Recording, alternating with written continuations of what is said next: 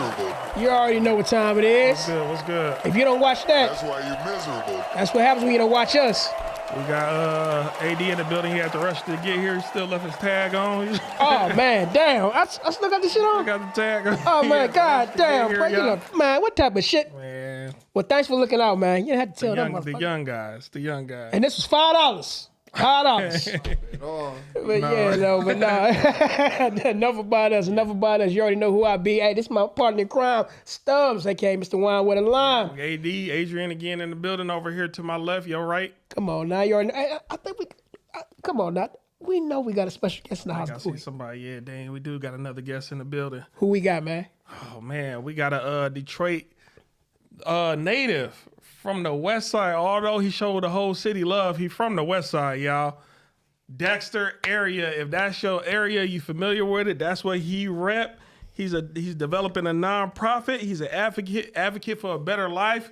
We got Detroit's artist, the one, the only DetroitcityTru. Come on, welcome to the podcast, my brother. Hey, all right, know what's going on. Yes, sir. Yes, sir. Hey, I want to kick this off real quick. You said from Dexter, ain't you?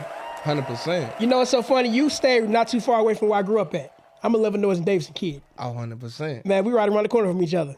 For sure. My people was all down Pasadena, man, all through there. So yes, from the Waverly end back to the other side, I got nothing but love for the homies down there on the Davidson, Dexter end. But Leavenworth and Davidson, next to LA Coney and right by the flower shop that nobody ever goes to, that nobody ever tags for graffiti. Dude, I don't understand how they still in business. I don't either. And they still, hey, if anybody know in the city, they still in this business to this day.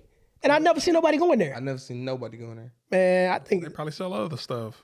Go there and find out. The other type of flower. I ain't say that. That's not what I was suggesting. But for sure, man, from Clements to Ewald Circle, man, I'm talking about all through the hood. My stomping grounds right there. Man, so what's the best, sorry for cutting you off, what's the best Coney in your area, or what's the best restaurant in your area? Like right in that little zip code. Jerry's Pizza. No, man, I can't let you do that. I can't no Jerry's. Man, me personally, I'm also, I still remember Esquires. You feel me? Was that a Coney or was that something different? It was more like a Lou's Deli. You feel me? Oh, yeah. Esquires, they had the roast beef and man. So after Esquires left from the hood, it's like, where you gonna go? About what year they took out or took off?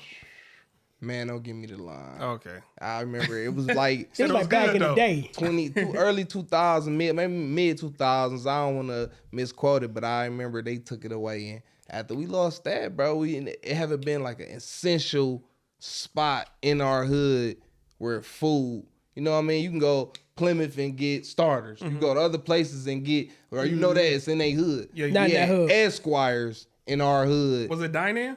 Yeah. Okay. Yeah. The only thing fast food chain for real that was around that area, if we going down Davidson, is that White Castle, that McDonald's. That we talking about down Davidson.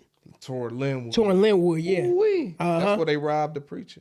Yeah, the wine. Remember that? Yeah. Oh man. Yeah. But you know what? Hey, what they got him for? They got him for his rims, didn't they? They got him for his car. You know, Wasn't his boy sitting on bricks when he came out? I can't remember. Everything. Bro, they ripped his pants off. Yeah, no, for real, they ripped his pants off. I think they was trying to go for his wallet and they ripped his pants off. To Detroit.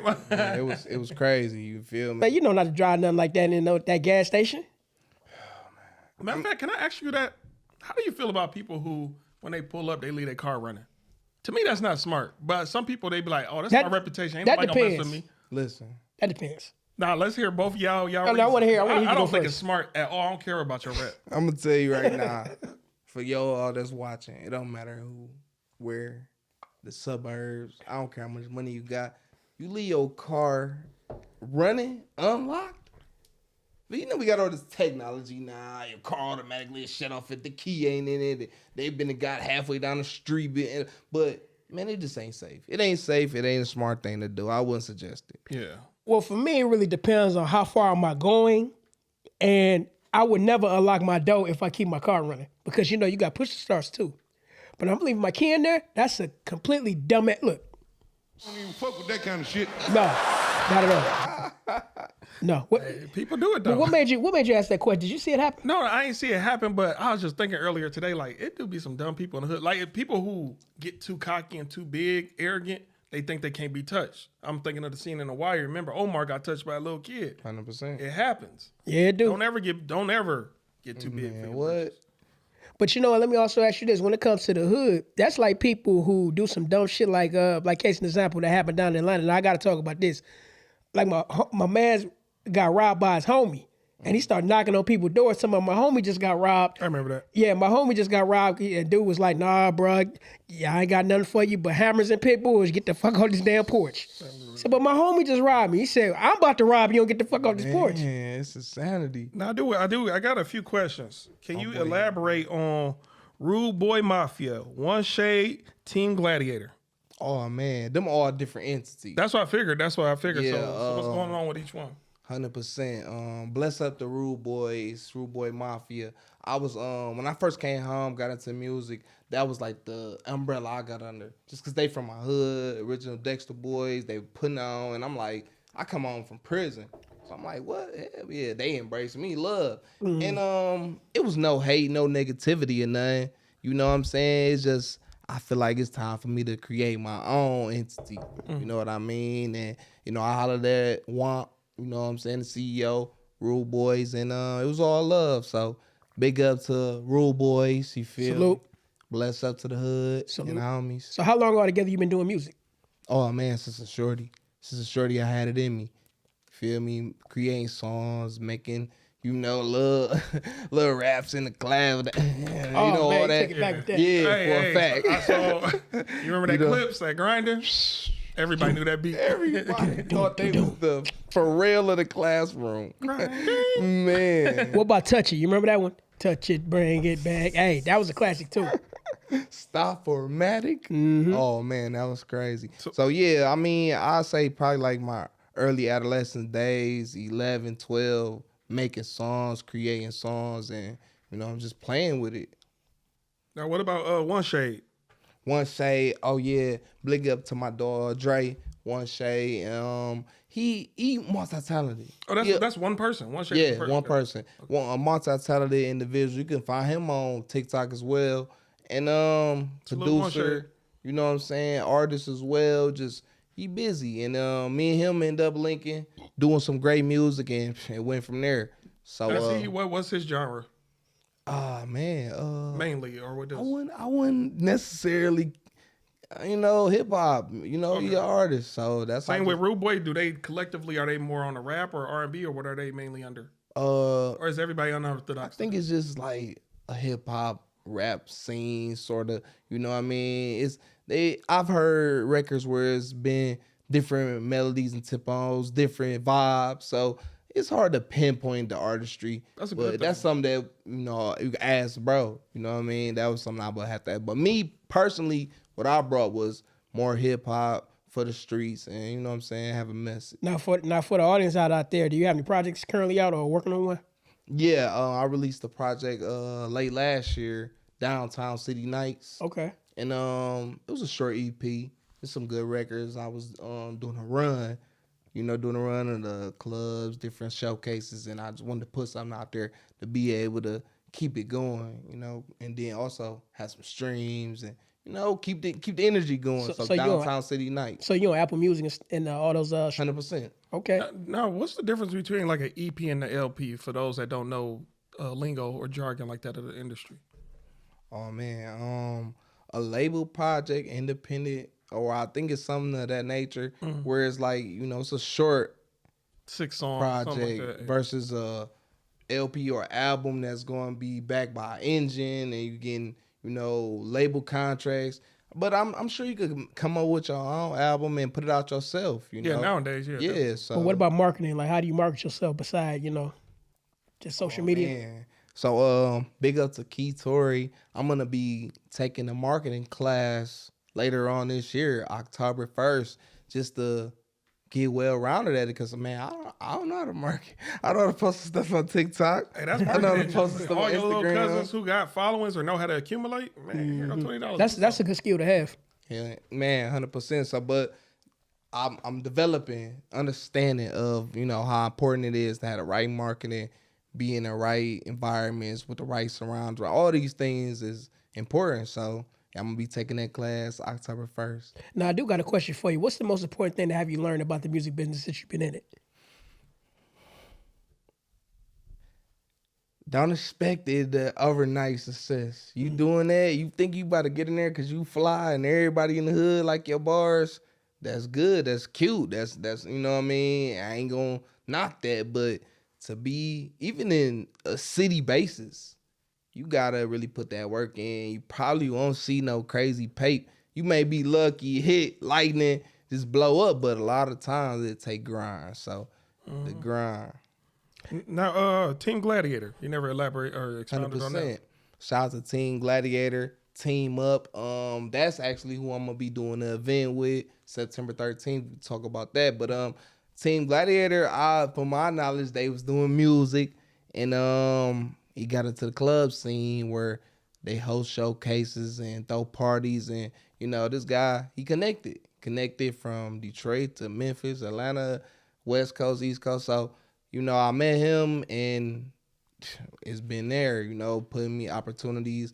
You know, different ventures with him. So shout out to Team Gladiator and my dog Glad. And that's what it is. Okay. Now I got a question for you. Who have you collab with, or who would you like to collab with? Oh man. I of course did some music with One Shade we spoke about. Shout out to the homie Detroit Bobby. We had put a record together. I ain't put it out yet, it's not released, but some firework. Cash Crypto, another young dude that I work with. I like that name, Cash Crypto. I like that name. For sure. Shout out to my dog Cash. And Nisha. Not Nisha in the Shade to be confused. I don't wanna, but it's a chick named Nisha. She from St. Louis. And we had put a record together. You know, just extending my hand, and if it work, it work. I wrote a song for some people, you know, disclosure, but you know, just working on records and things like that. So, as far as artists that I want to work with, I ain't gonna hold you. I think right now, because the females got it, I think I like to work with a female artist. You got one in particular? Or a couple in particular? I know it's not just one. That's the thing about it. Yeah, for sure. Some of the hot Detroit artists. Cash Dog. I love Cash Dog. Yeah. You feel me? For sure, Cash Dog. For sure, Jig. Shout out to I Am Jig. She doing her thing. Been watching her blow up. Shout out to Annie Mac, Fofi Des. It's a lot of female artists that's really, you know what I'm saying, Lady Bank. But to really have my heart set on work with her, I think I have to say Fofi Des. Okay. Fofi Des. We gotta put something together. So let me also ask you this: when it comes to collabing with different type of you know, artists and stuff like that, let's just say, like, you know, you collab with your artist and all of a sudden he just got a fire ass 16. What would, like, right now it's competition. Right now, I'm like, I can't let this nigga show me up. Now, have you ever had that moment while you was in the studio? Man, I think it's always gonna be there. It's always the energy in the air. It's all because if we not pushing each other forward, if you ain't giving me that edge to one up you, then it's kind of like, you know what I mean? So yeah, anytime I'm around other artists in the studio, in the artistry set, and I'm trying to, even if we coloring, I'm like, nigga, what you doing over there? Bet you went out the lines, nigga. You feel me? Like, so yeah, it's always good to have that healthy competition. Now, let me also ask you this. When it comes to artists, let's say Detroit artists, do you have a top 5? I'm going to do what bro we do. You got a top 5? 100%. Come on, let's go down the list. I mean, off the top, Blade Icewood. I always hit that Blade, you feel me? Salute, rest in peace, Blade. You know, rest in peace, Blade. And it hit different because I was really around them areas, 7 Mile of Force, when, you know, it was going up, you know what I mean? I remember seeing the Cheddar Boys, you know what I mean? So, yeah, impactful. I'm going to hit y'all with some different work, you know what I'm saying? Eminem will always be one of my favorites, you know what I'm saying? You made his day by saying that. Guys right there. Shout out to M. T Grizzly for the impact that he did. You feel me? I always respect that. I always give love to Mae West. You feel me? Mm-hmm. You feel me? The specifically Mad Dog, cause it's like, man, family connections, like, and I was around to actually see that. You know what I mean? So I think number one, me. I'm my favorite You gotta be. Detroit artist. Good answer. Hands down. Like, I love everything I've been influenced by, everything I experienced and learned. Feel me? So yeah. So were you a natural on stage, or in the beginning did you have a little stage fright or issues with expressing yourself in public? No. I don't think I never.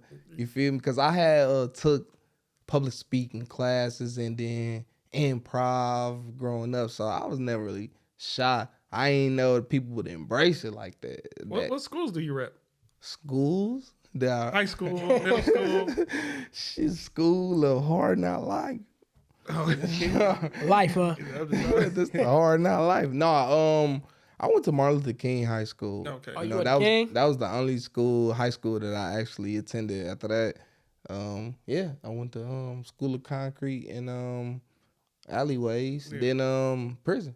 So I got GED in prison, and come home. I had took education toward the carpentry trade, and I became a licensed carpenter. Now I know you say during your time in prison. In what ways did that change you for the better, or just in general? Oh man, it changed my life, hands down. A lot of guys, they'll sit up in front and say, like, prison ain't scary, prison ain't shit. What? Like, man, these guys be friends, man. Like, it's all good, like, it's tough. Like, yeah, you gotta do some time, you better do some time. I don't tell nobody, but are you in there, you missing your family, you count them calendars? Like, if you ain't working to push yourself to a better person, you fuck around and get stabbed, end up in a hole, be caught up in some bullshit. So I took that time to get into them books, really study myself and learn. And yeah, man, that's how I came home. And shit, life successful for me. I can't hold you. Looking back at who I was, who I am now, I'm a success. Now, what kind of characters are in prison? Do they got the guys that's always the sovereign citizen type of guys, the ones who like, oh, this is illegal to lock us up, read this law, read that law? Do they got dudes like that? For me, I did 8 years in prison. Mm-hmm. I've seen every kind of guy you can name. I figure, but like these guys. People rarely speak about them guys. Nah, I didn't know what real. other type of characters have you met? They real. I tell you the illest character that I ever met. And if you was locked up at MR level 4, you know what I'm talking about. Don't say their name though. I ain't gonna say his name. Just describe them the best of your ability. Oh my God. Talking about a guy that don't care about dying. Beat his ass 1,000 times. You beat him? Nah. Oh. I ain't do it. I ain't admitting to nothing. It's just in general. So huh? dig, this old white guy. He don't care. Nigger. Walking straight to you, straight to your face, nigger. Like that. Straight up. Probably more aggression. Like, man, talking about to the biggest guy walking through the yard. And they beat him up, stab him up. He keep living. He can do it again. The next. He got 9 lives. Dog, he got like 30 of them Jones. Now was he slightly in the?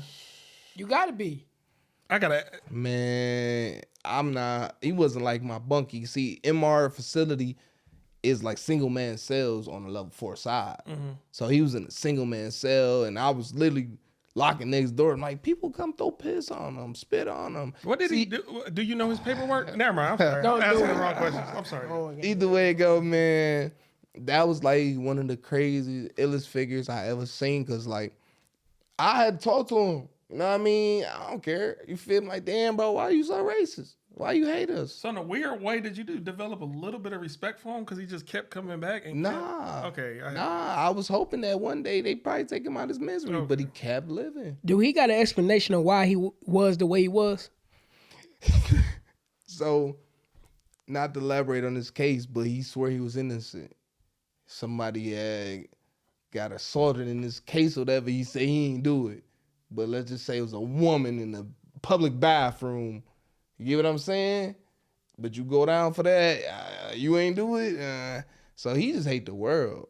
He just hate the world. Feel like he innocent. If he innocent, I understand the fuel for his anger, but why take it out on black people? Why take it out on the wrong people? I'm gonna tell you.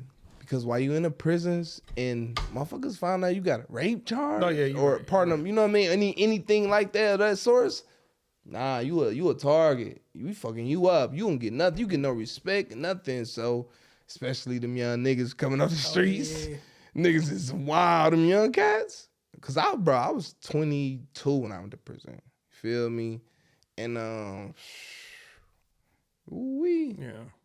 was seeing them cats come in 18, 19, 20 with nothing to lose, wilding. So I was like, yeah. So, I'll just go ahead. No, it's just a random quick question I wanted. But you know what I noticed about people who've been in jail? They some of the most cleanliness people that you ever meet. They keep everything clean. I mean, if there's a spot on the ground, they quick to clean it up. I was gonna say, it's good to be clean, but like, I'm just kind of curious, like, why is that? Like, you know. Oh man, when you in a prison, that's all you got is your little bitty space.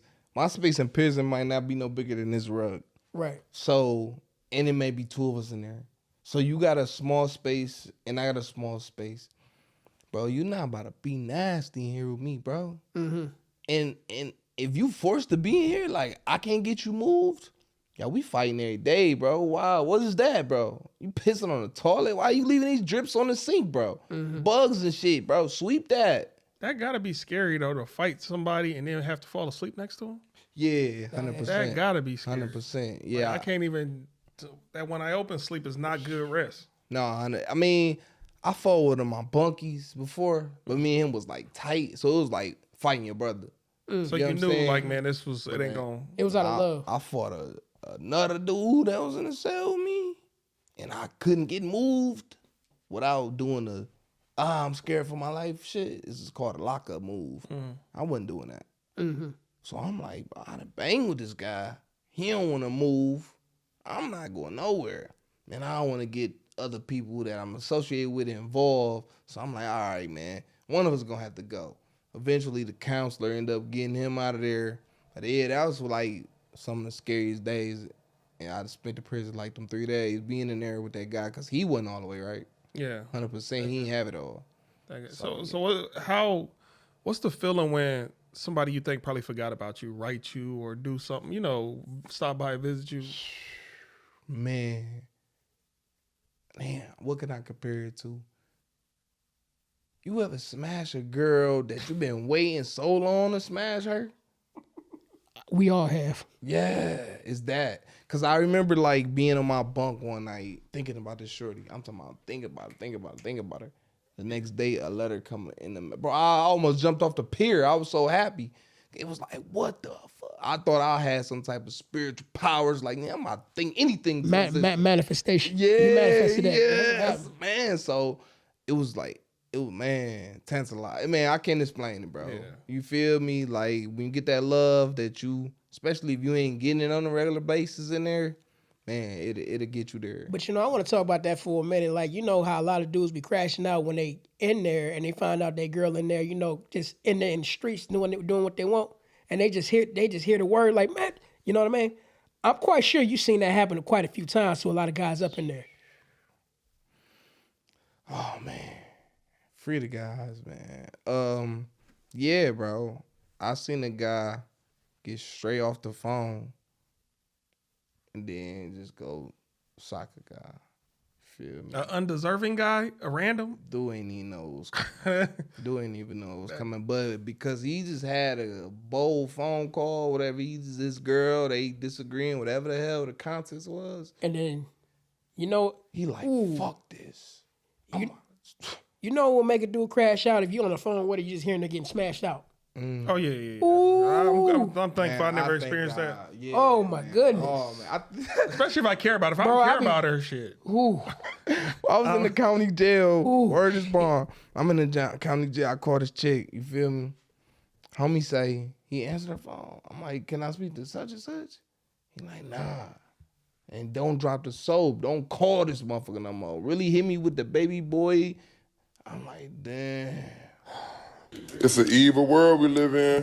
Man, cruel world. It was nothing I could do though. I had to suck it up. You feel me? I had to suck it up, and you could meet females in prison. You'll be like not inside the prison. I know what you mean. Some of them cats, you might knock you a CO or a child hall worker lady or something, but like guys that communicate, like we all on the yard. I'm cool with y'all. My girl got 2 lonely cousins. One of them situations. Here, call her. Yeah, she already know. Get money on your phone. All right, y'all can build y'all relationship. Come home and have you something. You know what? And that's the thing too. Dudes in jail be having the baddest women pull up on visit today. I'm talking about career women, lawyers, doctors just be pulling up on visit today. I had to tell my little homegirl this the other day. I say, not even on no hating shit. Believe me, I wasn't hating.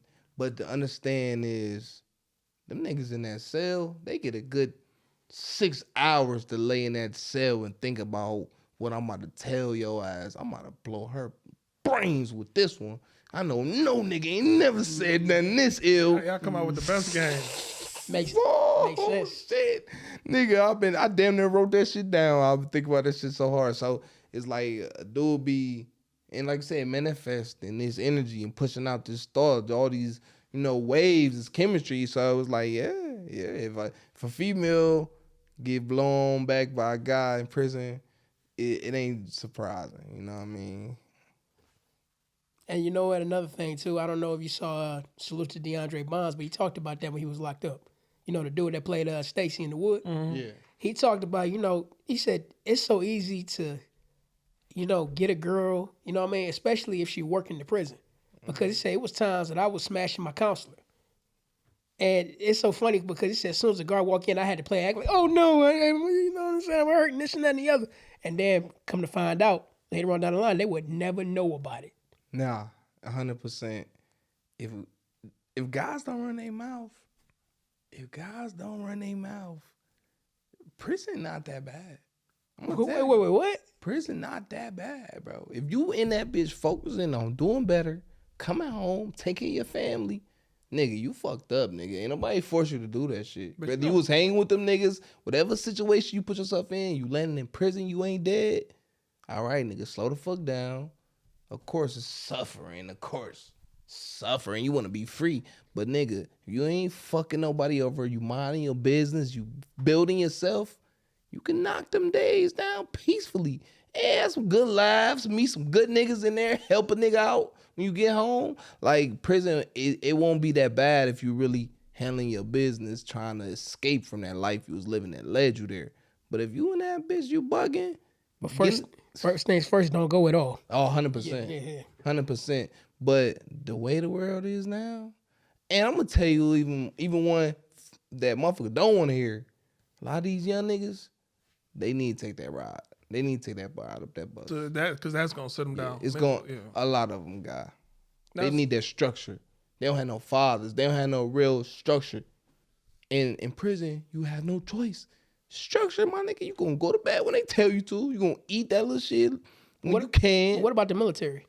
Yeah, that's an option. It's similar, bro. Malcolm X called it the black college. It's similar, gang. I didn't know that. He called it black. Yeah, prison. He called prison college for black men. I thought you was talking about the military was college. Oh, no. Okay. He said, don't ever go to that shit. That's Malcolm X's words, not mine. I feel like the military can be helpful. It can create that structure, that discipline. I feel like it depends on who you got over you. Because if you got somebody who you don't respect telling you what to do, it creates a tension. Me personally, I love structure. I love discipline. But come on, bro. I fucked up. You ain't got to be all in my face like that. But you could discipline yourself. Because you seem like the type of person, I love structure and discipline. But 100%. discipline and structure of self. I don't need y'all to... Sometimes it be good, though. Sometimes it's good to get an extra push from somebody. Sometimes it's good to have, somebody to help you exceed to a level you wouldn't have never did on your own. That would be a good woman on your side or a gym trainer. That's about it.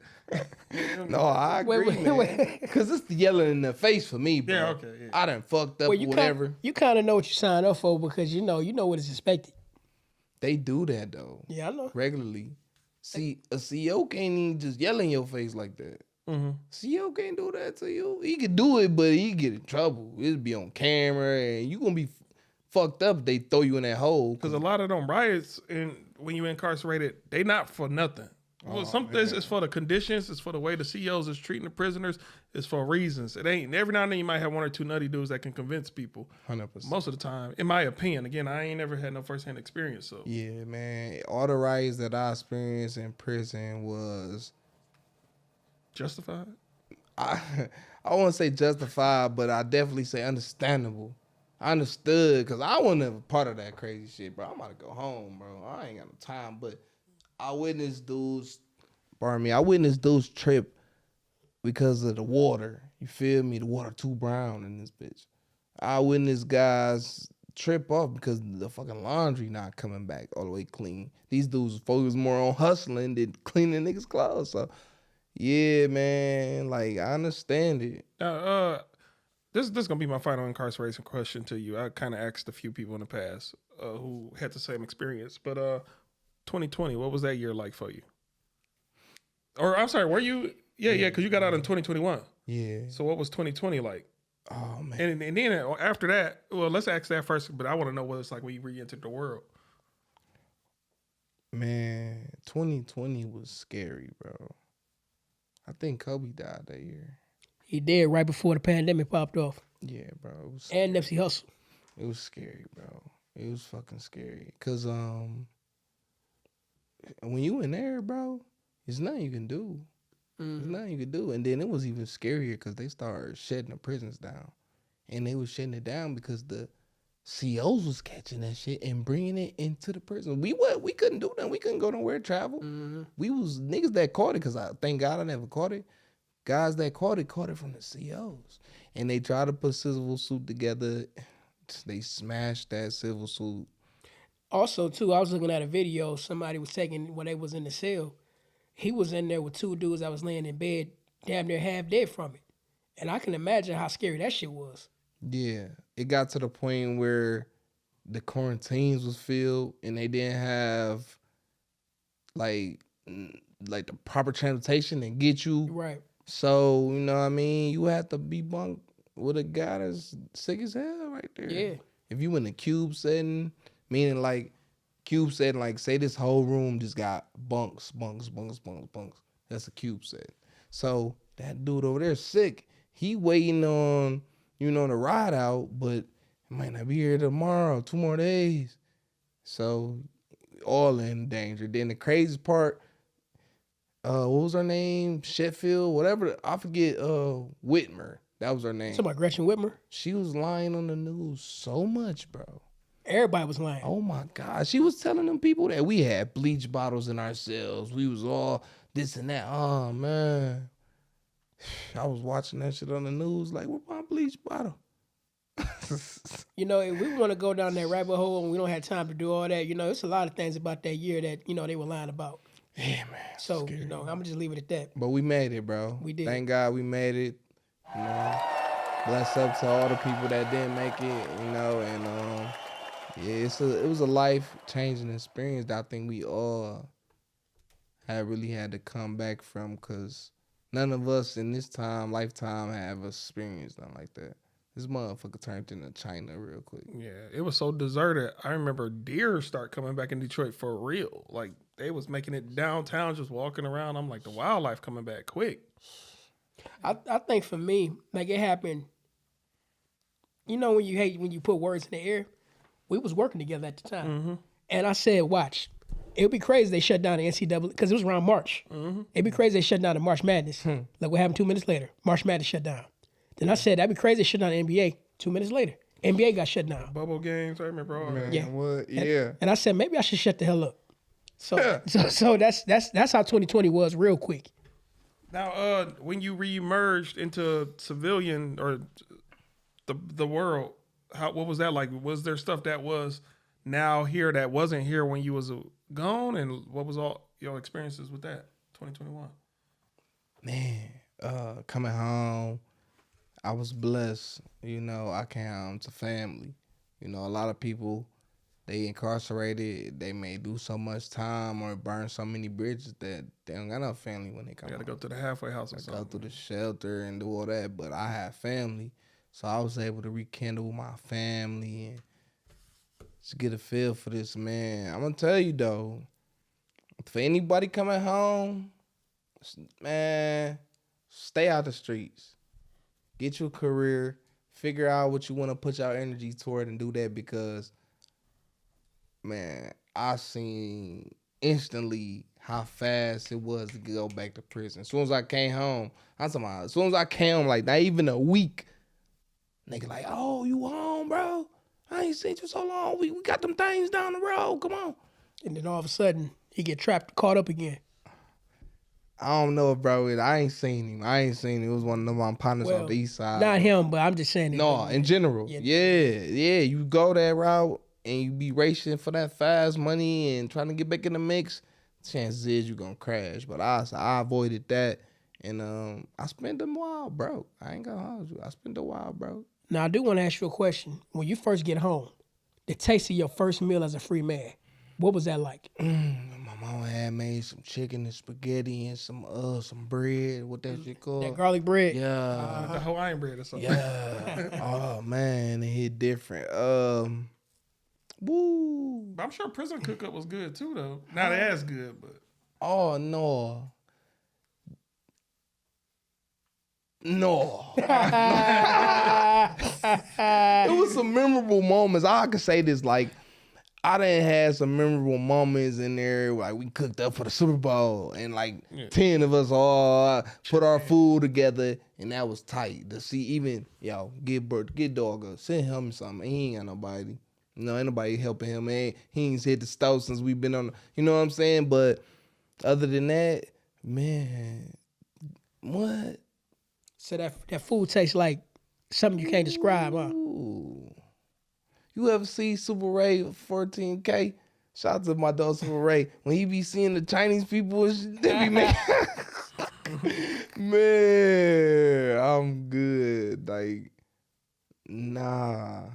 Well, let me ask you this. What about the technology? The changes in technology since you've been away and coming home. I mean, did it blow your mind? Like, how was that?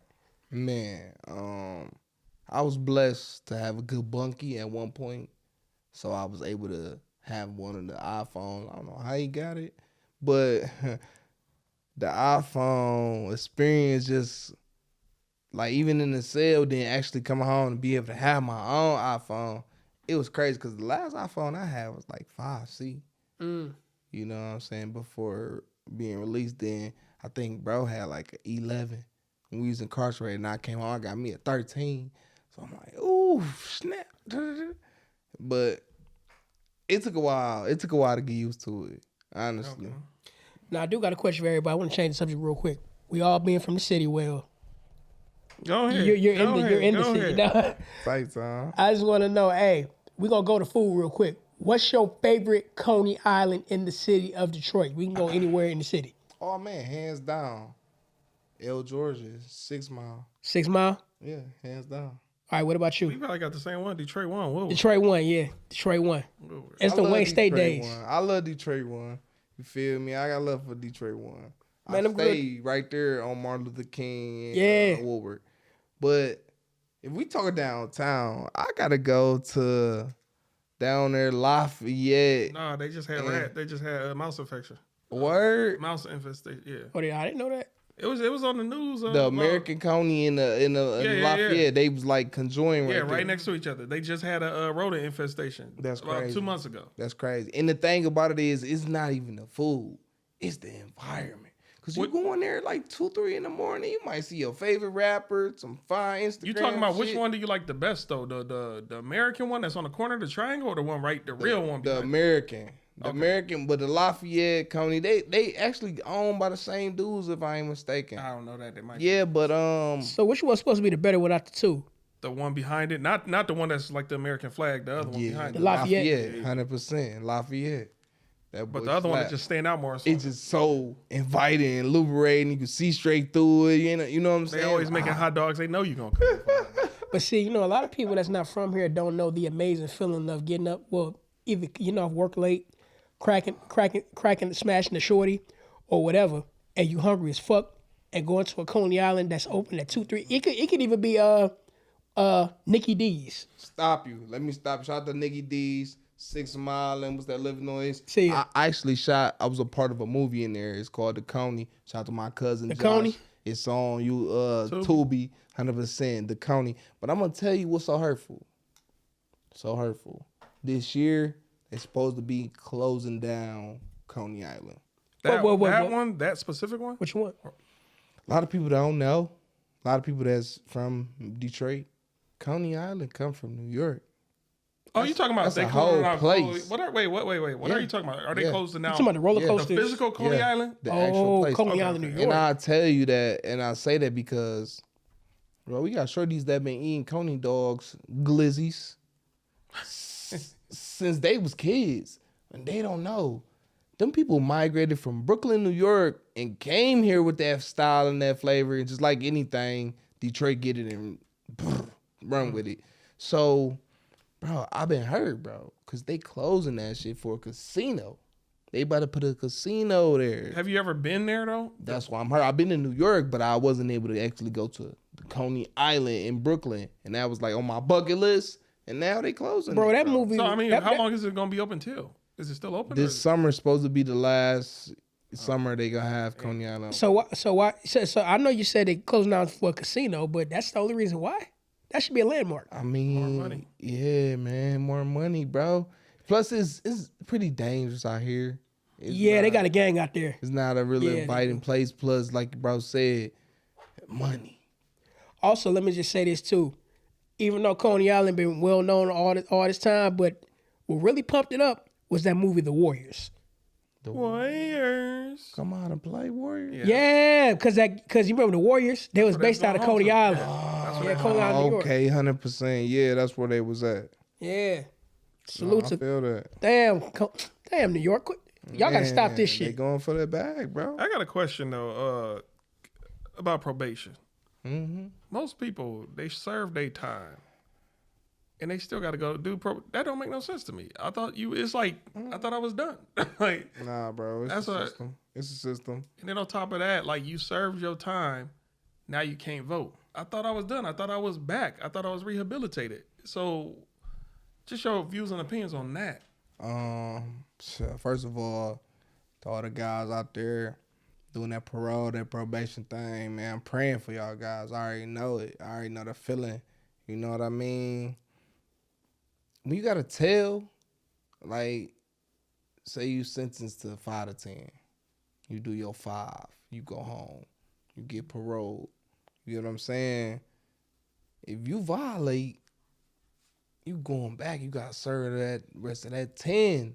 Unless they came out with some pre-sentencing or something, all these type of things they try to work you around with. But, bro, they want you. Honestly, they want you. They want you to go out there. Hopefully you didn't learn nothing while you was in there. Go back out there, crash out again. That's why we kept you on that probation. We figured you was going to fuck up again. Now let me ask you this. How long does a person be on probation? Does it varies by what you did in there? Hell yeah. Hell yeah. Some people, they give lifetime. Lifetime probation? Lifetime. That's crazy. Forever. Cause I know You they know, got depending on if you federal or state, they just gave Young Thug 25 years of parole, something like that. Like, yeah, get like I know that. they got certain things like you can't be with nobody else who got a felony. But how would you know unless y'all having them conversations? You can't be with nobody with an arm. But it's not like every time you walk up to somebody, they saying, "Oh, I got something on me." You don't know. When I meet you, I'm not like, hey, what's up, bro? You ain't got no felony, dude.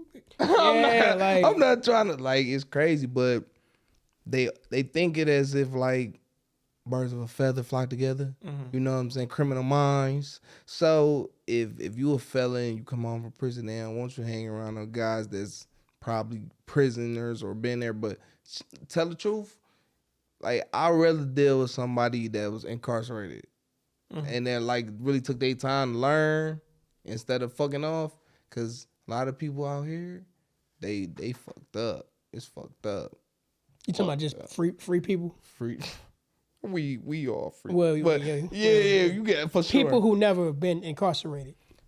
Man, it's crazy. Now break that down to us. Like, what do you mean, like, fucked up in what way? The morals, the values, the understanding. And it's sad that a lot of people had to go to prison to gain that. But man, I ain't mad at you wherever you got it from. Because I'll tell you, for instance, I come home, I went to concerts. I was experiencing concerts. So respect is crazy in prison. Respect is crazy. I don't care whatever you do, as long as you respect me, bro, and some, instance of it, bro, all right, it's all good. If I bump you, I step on your shoe, I nod you, whatever, yo, I deserve that. Damn, let me know you humble about yourself. Man, these niggas keep going wilding. Oh, motherfuckers, you getting fucked up in prison for the slightest disrespect. And I had to pull myself back from that mind state, like, hold on, I'm free. I ain't about to fuck this dude up at the Coney because he done bumped me not knowing, you know what I mean? But, yeah, it's like, you got to stand on that respect in the joint. Versus people out here, the internet, how motherfuckers be in your business, you know what I'm saying? How much, it's crazy. But you know what? I think what you said, like when it comes to disrespect, like bumping into people, I think every man has that thing because, we're men. We already know we don't like the feeling of disrespect. Especially for me, when somebody don't say excuse me when they're trying to get by you. They just want you to move out the way. That right there that irks me man. But it's a different environment when you're incarcerated because a slightest thing can set the yard off. And then, damn, I done set the yard off. Now, all 90 of these guys can't use the phone because they ain't used the phone yet. The guys upstairs and downstairs, they use the phone. It's our turn on the yard. But I done fired on him because he bumped me. Or I done, you know what I mean? And now I done fucked up all y'all from calling your kids, your mother, yeah. So it's like a lot of times, let's be respectful around this bitch. Let's hold together so we can get the little accommodations we can, use our phones and call our people and JPay. But out here, a nigga ain't got no reason to respect you. A nigga don't care. I'll hit you with the switchy and go home. You feel me? That's how it is. So it's like when you in them environments where you forced in, you can't just fuck me up and run. You can't do that in the joint. You forced to stand on respect. So it hit different out here. And I wish a lot of people, I wouldn't wish prison on nobody, but I wish a lot of people had the opportunity to be in a more structured environments where you got no choice but to be that. But to rise up. You got no choice but to stand on that or somebody gonna do you bad. Yeah. Yeah, 100%. Well, let me ask you this. I'm going to get back to your music real quick. So, I know you talked about the projects that you have done. Any more projects in the future, that you're working on right now or plan to work on? Most definitely working on GGA, Detroit. Get goals accomplished, Detroit. Man, I feel like it's time to just take this hip-hop, this whole movement, push it in a different direction. We've been spilling and drilling and killing since 90, whatever. You know what I mean? I'm tired of that. It's time to take this creative nature, and we can still bop to it. We can get fucked up, drunk, turned up, however you want to play it. But now let's have a message behind it. Let's do some creative with it instead of everybody talking about the same shit. So, yeah, man, get goals accomplished, Detroit. Be working on that. Maybe late, I want to say next year sometime, early second quarter. So I do want to know, how do you feel about artists who know to live better, but they still put out bad messages? Like it's people like Cardi B and a few other artists. Man. They make negative music, but they don't let their kids listen to that. You got them putting the glasses back on. Like, how do you feel? It's several artists out here who will make the let's kill them, let's rob them, let's degrade ourselves music, but they don't do it at all. They playing the game. How do you feel about that? It's sad, bro. It's sad because honestly, I feel a lot of them guys, they puppets. They don't want to make music like that no more. They don't want to do that, but because what made them hot was talking about this and road trips and this and this and that. Yeah, you might not want to, you ain't experiencing that no more, but you with this label or you with, you know what I mean, but whatever group, and they like, yeah, you got to keep pushing that. It seems like sometimes a lot of those artists, just for the money or the big check, the big moment, like, damn, I got to do this. I've explored all my other options. I've tried so many styles, so many genres. I see what works. You got to sell your soul a little bit. Possibly. I don't agree with that. I don't agree with I that. don't I'm agree just with throwing that. out. Yeah. No, it's what we see though. It's what we see. Ultimately, a lot of artists is not necessarily selling their soul, but they selling out for sure. They selling out for, like you said, whatever sells. You got some of these guys, they getting on the internet and they doing anything and everything to get views, to get likes, to get, you know what I mean, popular. I don't understand it when I told somebody the other day, I say, a lot of people is trying to sell their story for a profit. Bro, I'm just trying to tell my story. And if I make it back, that's good too. You know what I mean? But ultimately, hip hop, we supposed to be telling stories. The art of storytelling, the art of sharing this struggle with each other, motivating each other. It didn't turn into some flexing competition. Fuck you, shine on them niggas around the block. So it's like, it's sad to see it, but that's what has been the normal. Now, I know we always had that in music, but when do you think it started getting really bad? You know, the whole flexing culture and I got to one-up you. Early 2000s, if you're asking me. In Detroit, I would say, yeah, around them early 2000s, because Detroit, we always been a shine on you type. Like, we been hustlers getting money, some pimps and players type shit. White buffs.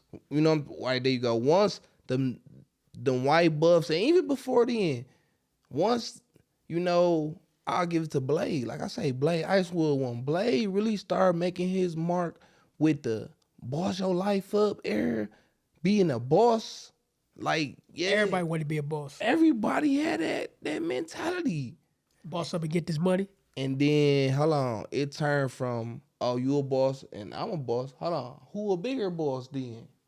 Hold on, send another round of bottles. This nigga just ordered some more shit. You know what I'm saying? And it turned into flexing in the club to flexing in the streets with the cars, and then it go from the guns. You know what I mean? It's a transition, and it's fucked up, but I don't know. I think it's good to have good shit and shine, but I think you do it in a way that's like you trying to maliciously hurt the next motherfucker that ain't got it, or, you know, you trying to shine and shit on the niggas that Or belittle. Yeah, you know what I'm saying? That shit ain't no good thing. Hey, salute to them, but you know what era where I really think it really start? That cracked the egg on that?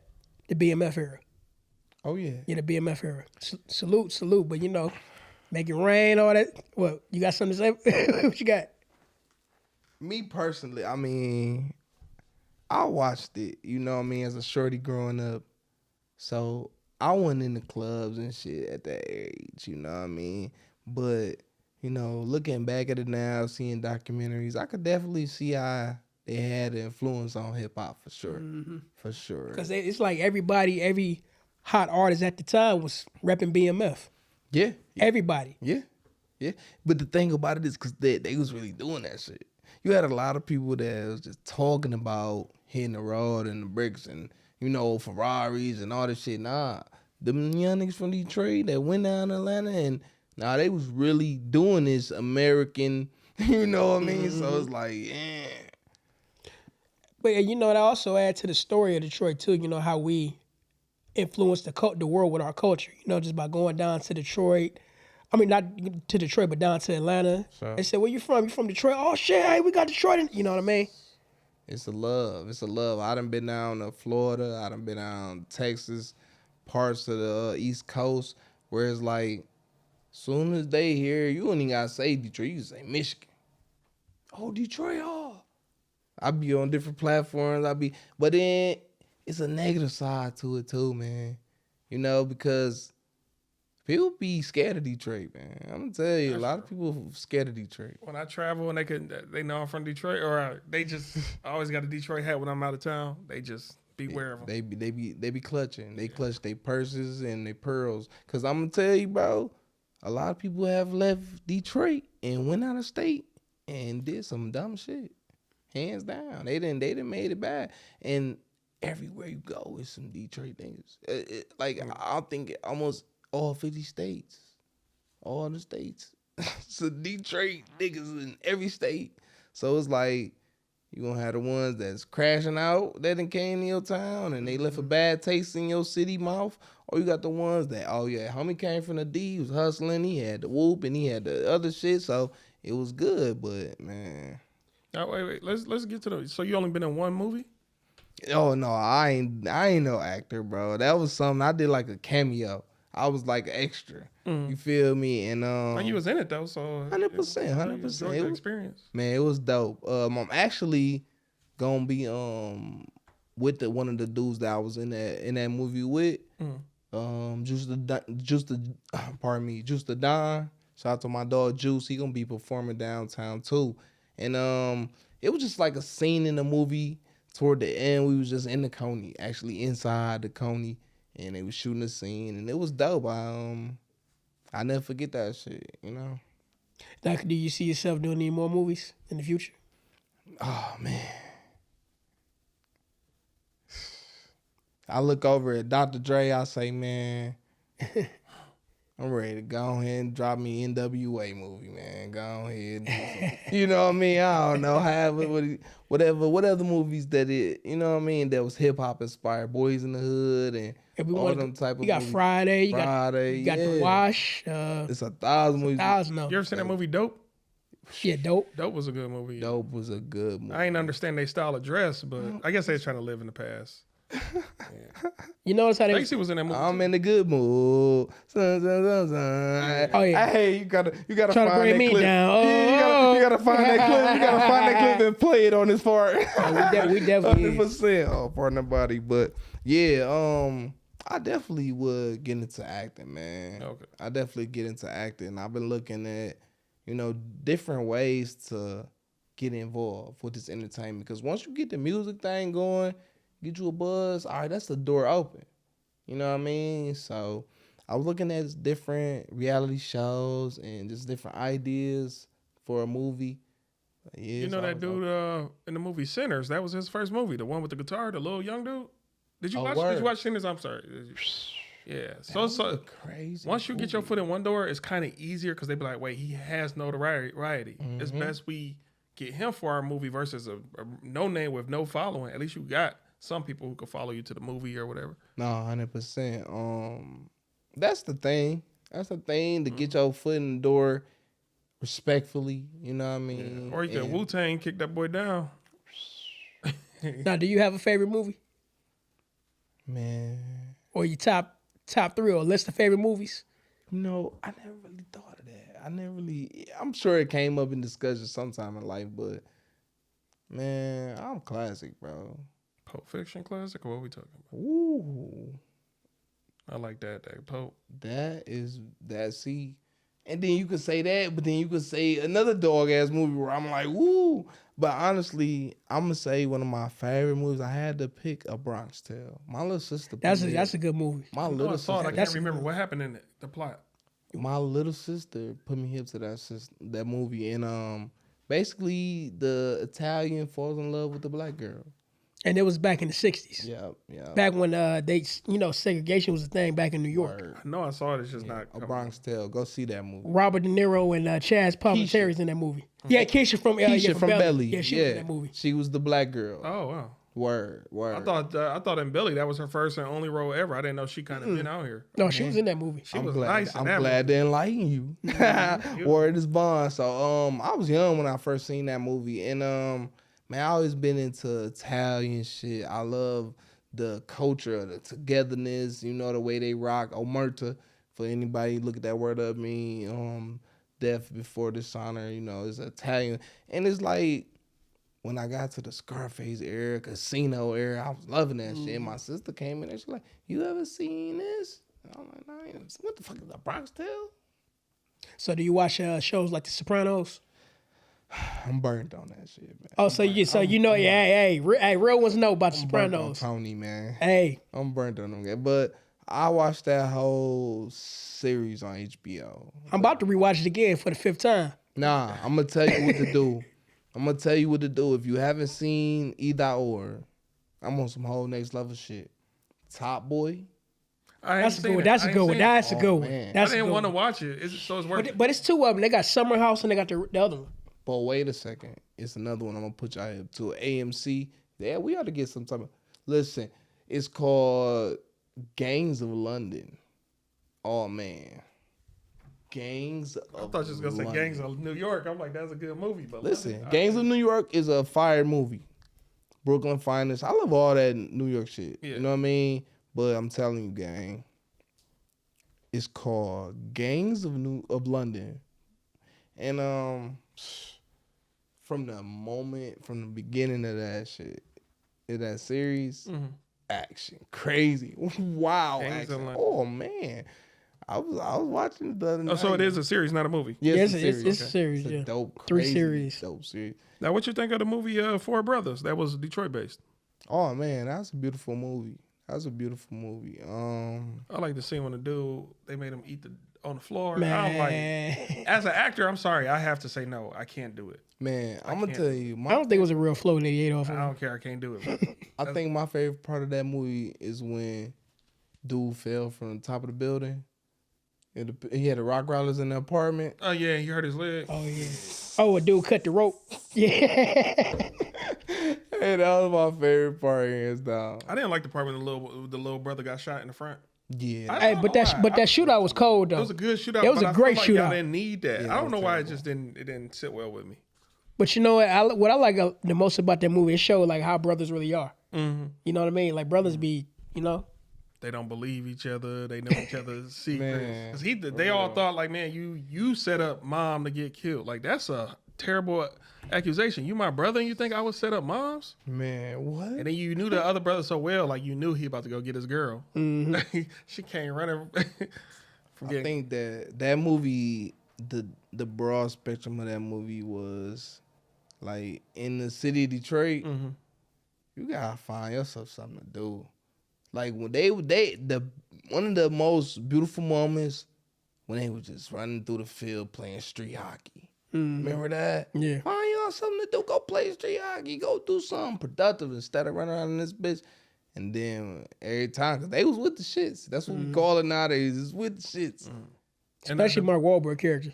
Man, Bobby Mercer. Bobby fucking Mercer. So yeah, man.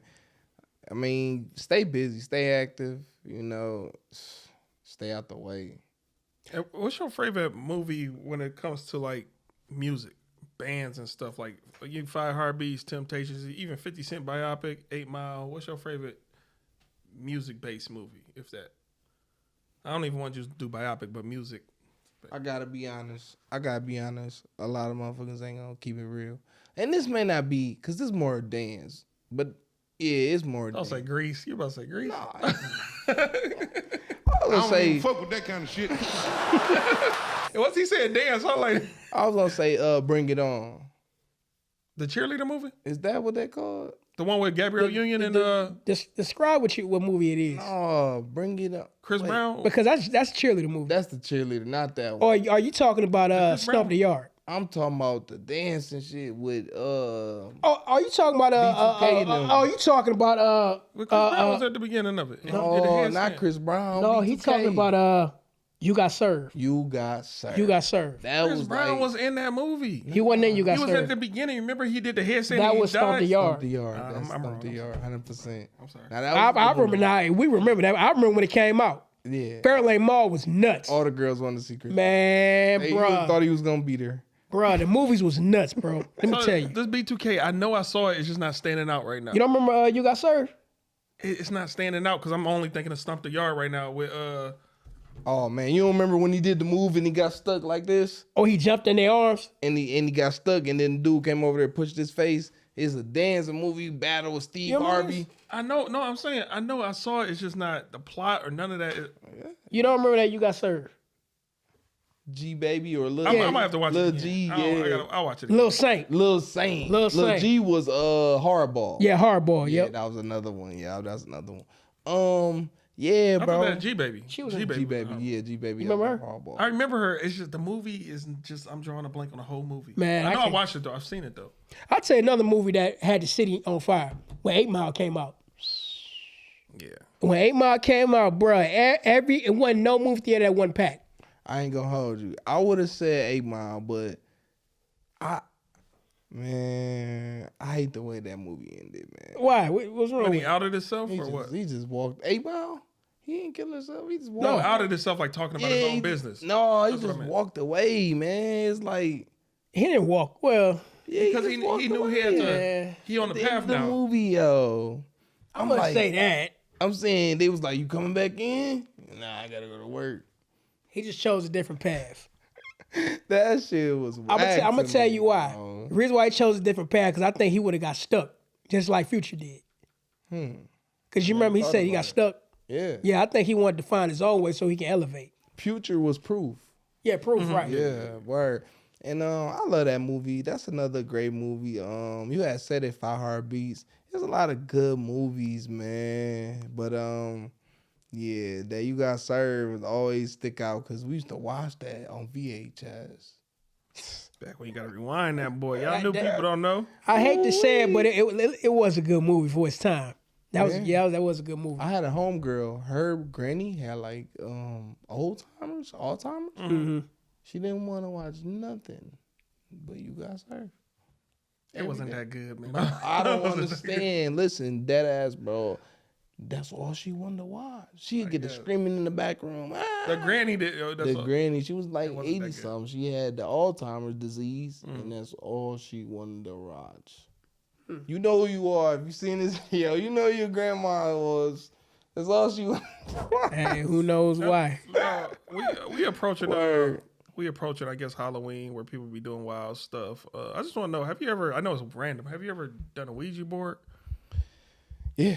Oh, you really did? Yeah, I did one when I was little, and I wouldn't advise nobody to do that shit. I agree with that.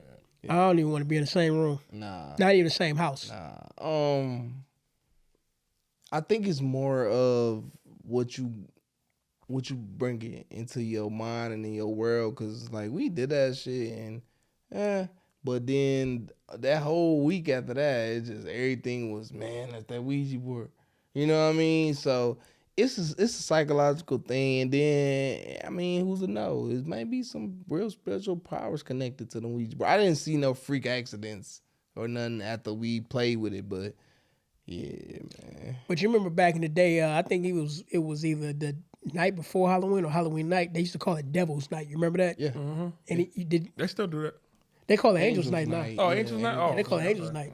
Yeah. They changed the name. That's if anybody don't know, that's when they would set all the abandoned houses on fire in the city of Detroit. And fucking up storefronts, doing a lot of bullshit during Devil's Night. I remember if you was a volunteer, they put that little light on top of your car, and then you can go to I want to say go to White Castles and get free hot chocolates and burgers. Yeah, I remember that. You knew somebody who participated? I participated like 2 years in a row. We didn't even help. We just we just went from White Castle to White Castle getting free drinks and burgers. Man, you was slacking. Yeah.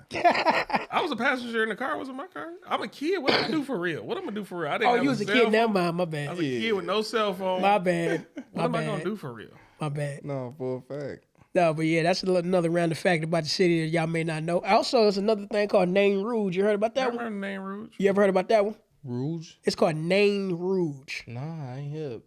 It's the Detroit Demon. It's like a little 3 foot, 4 foot, all red devil. They say usually when somebody see him, something bad happen in the city shortly after. If you believe it. They have a parade for that. I never seen the parade. I heard about it, but they have a parade for that. Yeah, I think it's in February once a year to march him out. So we got another year of no drama. Also, what's coming up too? Let's not forget Dally in the Alley, Wayne State. Ooh, what's that about? Oh, you ain't never been to Dally? Bro, Dally you're in the an Alley. artist. This, Oh, this you're an artist. You need to get to Dally in Dally in the Alley. One, you need to do backwoods and bonfires because they just let people, artists, sign up and you can go perform in front of a bunch of people. But Dally in the Alley is the same thing. It's like a music festival. It's this Saturday. Down there, Wayne State By the campus. time this episode drop, y'all, I'm sorry, it's gonna be. But this Saturday, Wayne State campus, it's gonna be like 3 or 4 stages. It's like a festival. It's like a jazz fest, but you go from stage to stage. Like I don't like these guys on this stage. Let me walk over there. It's another. That's literally how it be. And they sell art. They sell all type of stuff. Yeah, it's art. Yeah. I went last year. I blew like $300 because I saved up. I like to support the vendors when I got it. For sure. I blew like $300 buying some of them comic books I got behind us. A bunch of stuff.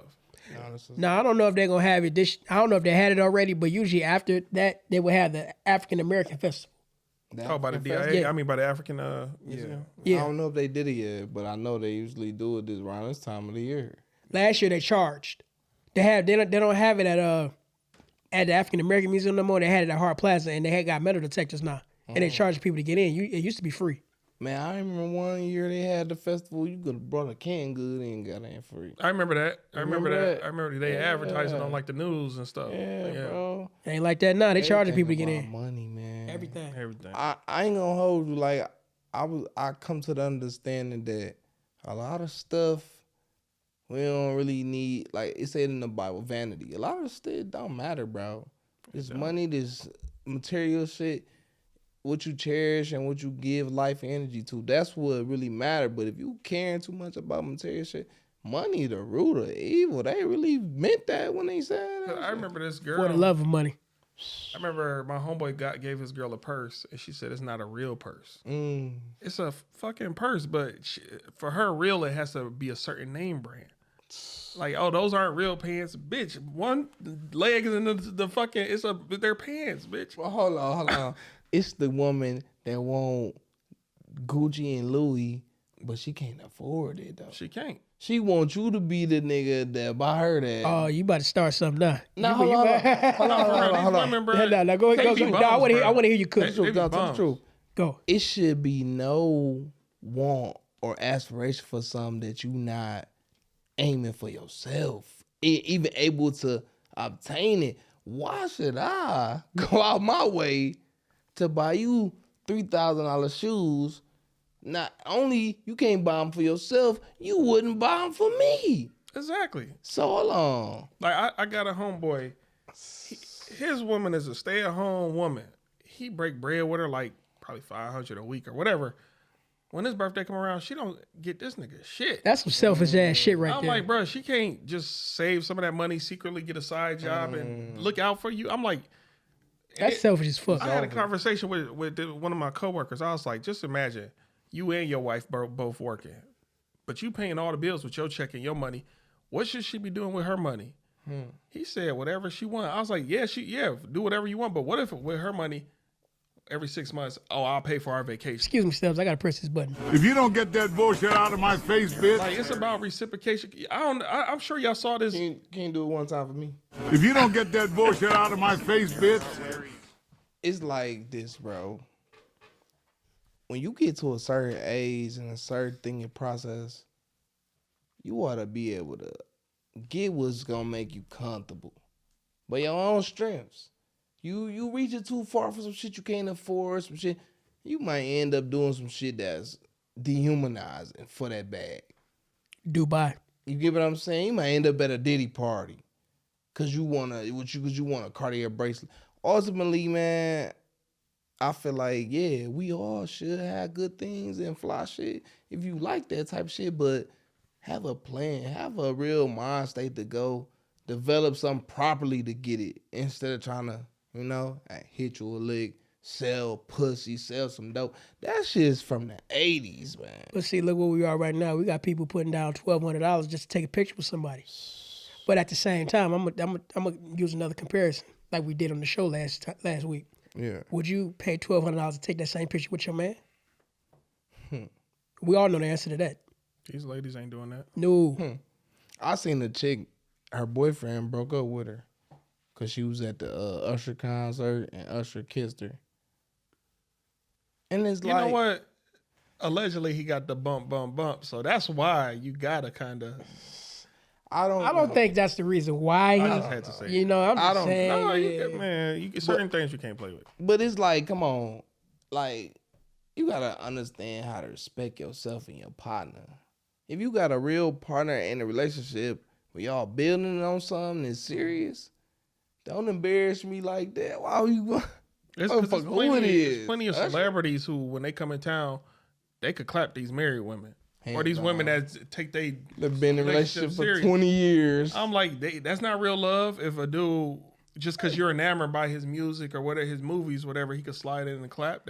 What did we have this whole time? If that's possible. But see, this is the reason why a lot of dudes be very cautious when they girlfriend go out on girls trips and go out, on girls nights out, because when you're around alcohol and you're around a room full of predators, You know what I mean? We. And let's just say that's a bad combination because you might end up waking up in a nigga bed or waking up in a whatever. You know what I mean? Talking about I didn't mean it. They got two of them right now. They got two of them that they say. They say Casamigos for the freakos. And they say Don Julio make Agafudio. That's man, that shit ain't no just random. Yeah, no. That ain't random. Yeah, Them hoes get on that Don Julio. when I was younger, it was Not at all. When I was younger, as this dude in the neighborhood, the way he was able to have sex with women, he got them higher drunk. And I knew as a young dude, like that don't seem right. Especially the first 1 or 2 times you hit a girl, I feel like she needs to be sober. She needs to make a conscious decision. I want to sleep with you. Not, oh, that liquor got the best of me. I don't want it. No. Yeah, because at that time, you know what I mean? It's like, I don't want to say it's grape, but it's her fist the Lord. But some women want that excuse. Some women be like, "Oh, you don't got a bottle, I ain't coming through." They want to have an excuse to give it up to you. That's another thing. Because then they can wake up the next day and be like, "I was drunk. No, I kept trying to get you to come through some sober stuff. You never pulled up till I got a bottle." Yep. So it's so many variables. When I was younger, it was this old cat, and I didn't realize how fucked up he was for it till I got older. We used to bring the young hoes over to the trap, and he taught us this drinking game. And he say, line all the shots up, 5 shots. See who can drink them the fastest. You win $20. Now these young girls coming over there, got a big bankroll. We all selling dope, you know, but got it. And they see in the road, they willing to play that game 2-3 times in a row to get that free 20. Man, he always end up with one of the hoes. But, we all, we hitting them and everybody hitting the hoes. But this nigga was doing that shit, getting them young hoes drunk off that drinking game for that $20. And I think, but damn, this nigga's scandalous. When them girls grow up, they be like, "Damn, that wasn't even a 40 book." Hey. It's just crazy. That's why you're miserable. Man. and that's a sad thing, It is bro. sad. No, I shouldn't have joked. Because a lot of these young girls get taken advantage of. That's why I'm working on these nonprofits for these shorties, man. Let's talk about that for a minute, your nonprofits. You know what I mean? Like, what 100%. what do you do for them? Oh man, so I have 2 of them. I'm gonna send you the imagery so you can put them up on the screen. FTTF for young men, forward thinking forward. Everything in life begins with a thought. It's all about the logic, and as we grow up, a lot of our thoughts become poison, misled. You know what I mean? We get fucked up. So you gotta start forward thinking from a lot of that corruption you done learned, and then start thinking forward with his new set of ideology, gifts, and tools, and of course resources that come with the nonprofit. But FCTF, forward thinking forward. And then for the young ladies, we have Shattered Jewels. You know what I mean? When a young woman is born, compare her to a diamond or a ruby, piece of gold, but life be lifing, and they get raped, they get beat, they get lied to, betrayed, abandoned, and all these things like a precious diamond. They get chipped, they get floggy, they get clouded and, lost. Or, it's up for us to go out here and find these shattered jewels. They shattered all around. I'm not gonna lie. Sorry, I'm slightly getting on another topic, but that sounds like that could be a good group, Shattered Jewels, or a good album name title. 100%. But no. Appreciate But back it. to the ladies though. You're right. A lot of them. You ever, like you said earlier, when you was younger and then you got older, you saw that old dude in a different light. It's the same. Everybody, I think, as they grow up, they realize certain shit differently. Like I grow up, now that I'm grown, I realize one of my homeboys' moms was selling pussy. Like, damn, like this. The whole time. And certain things, it take maybe 5, 10, 15 years, but you see things from a different perspective. You be like, what's going on? So I know a lot of girls in high school was messing with these older dudes because I was trying to holler at them. Some of them hollered back, but majority of them is like, man, my dude in college, my dude this. My dude might even be one of the teachers. And I'm like, what the fuck? Like, what is really going on? And not, I'm sure it happened in all type of environments, but in our environment, it's prevalent. I hope these guys that I grew up with, some of the guys that we was watching them, all the cats pull up to the school, I hope they didn't turn into them niggas, man. You get what I'm saying? You talking about the young guys now or? Like, okay, I get what you're saying. Like we was teenagers then, but Now that we cats the is older in guys. our 30s and Oh, I see what you're saying. we the older cats. And then another pulling generation. up and you know what I mean, the big body, and you see 3-4 young girls hopping in that motherfucker. What the fuck? But I want to talk more about your organization. What motivates you to start that? Oh man, honestly, I just want to give back, bro.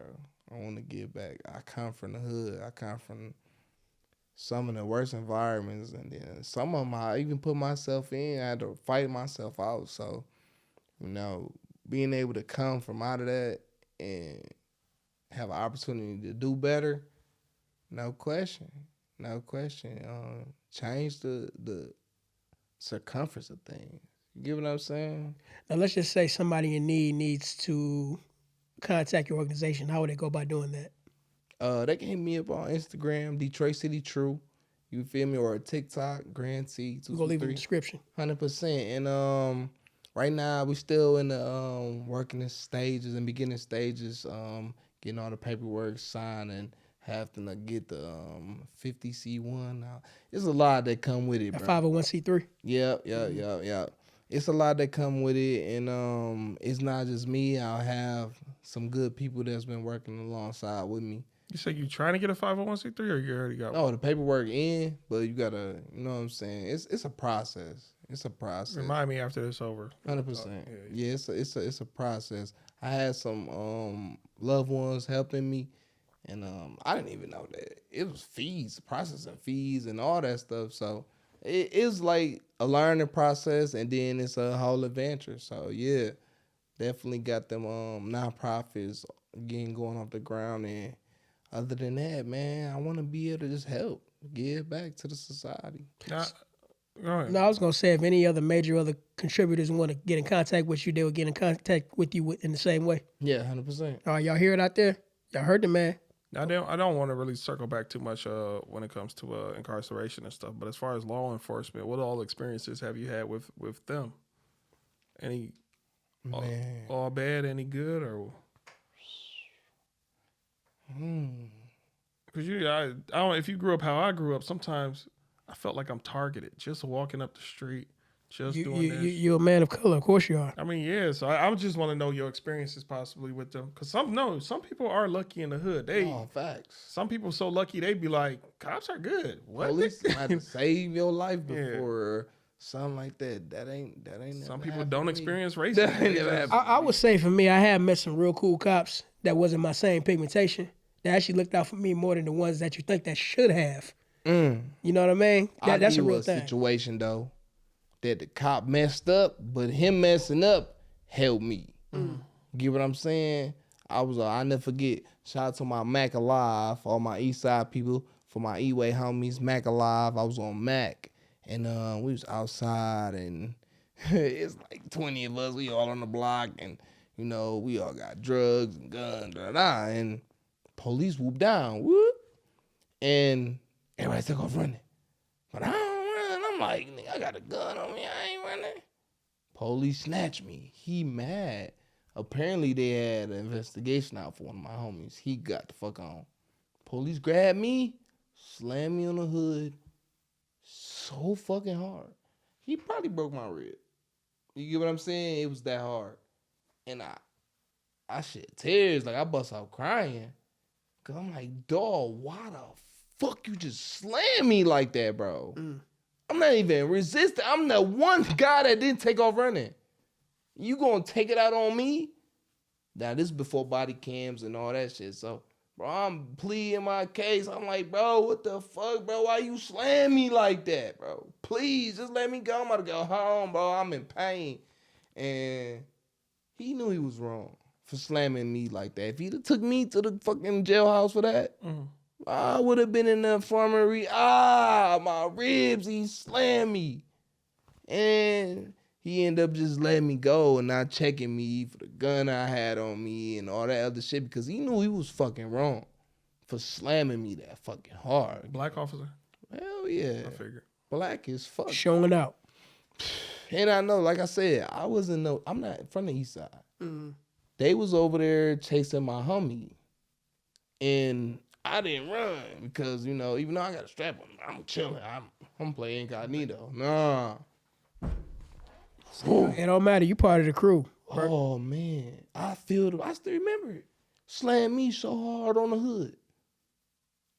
He had a partner or he was solo? The partner took off chasing bro them. He carrying back around. He wasn't catching them young Mac niggas. Man, when you know your freedom on the line. That adrenaline kick in real quick. And I'm thinking I'm good because they just took off chasing them. I'm walking. I don't even notice this nigga behind me. I'm like, oh, yeah, I see the white dude chasing him. Oh, they all chasing them. There's another car just ran down Mac. I'm seeing the scene. I'm like, I'm gonna walk home. Feel me? Man, nigga, like a wrestling move. Oh, my God. Sound like he was in the military if he knew how to do that. But I can honestly say he had to have some type of heart. He had to. Because he knew he was wrong for slamming me that fucking hard, bro. I don't give a fuck what the fuck you think I did. Some shit you just know you crossed the line. And I'm like, bro, I kept saying that. I was like 15, bro. Dang.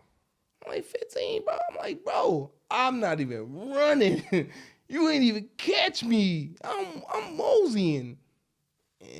But he knew he was wrong. He let me go. And that was like one of the craziest experiences. Because I knew, like, if I got caught with that gun, I was going down 100%. Then I try to walk off and be cool. I would have been feeling stupid. But, yeah, man, that was like a good and bad thing because my ribs was fucked up for some days after that shit. I think my final question to you right now, as far as your music and everything you're doing with your organization, what more do you want to do that you haven't done yet?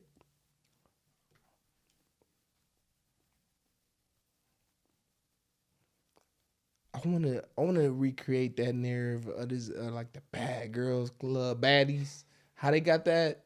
I wanna recreate something because ultimately that's a good opportunity for the women, but they just degrading themselves.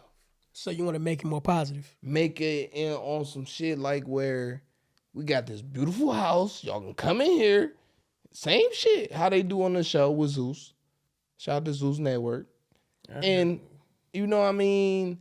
They bring a group of women in and put them in the house, but instead of going to clubs, appearances, and getting drunk and fighting every night and getting in the field, as they call it, bitch, go get a career started.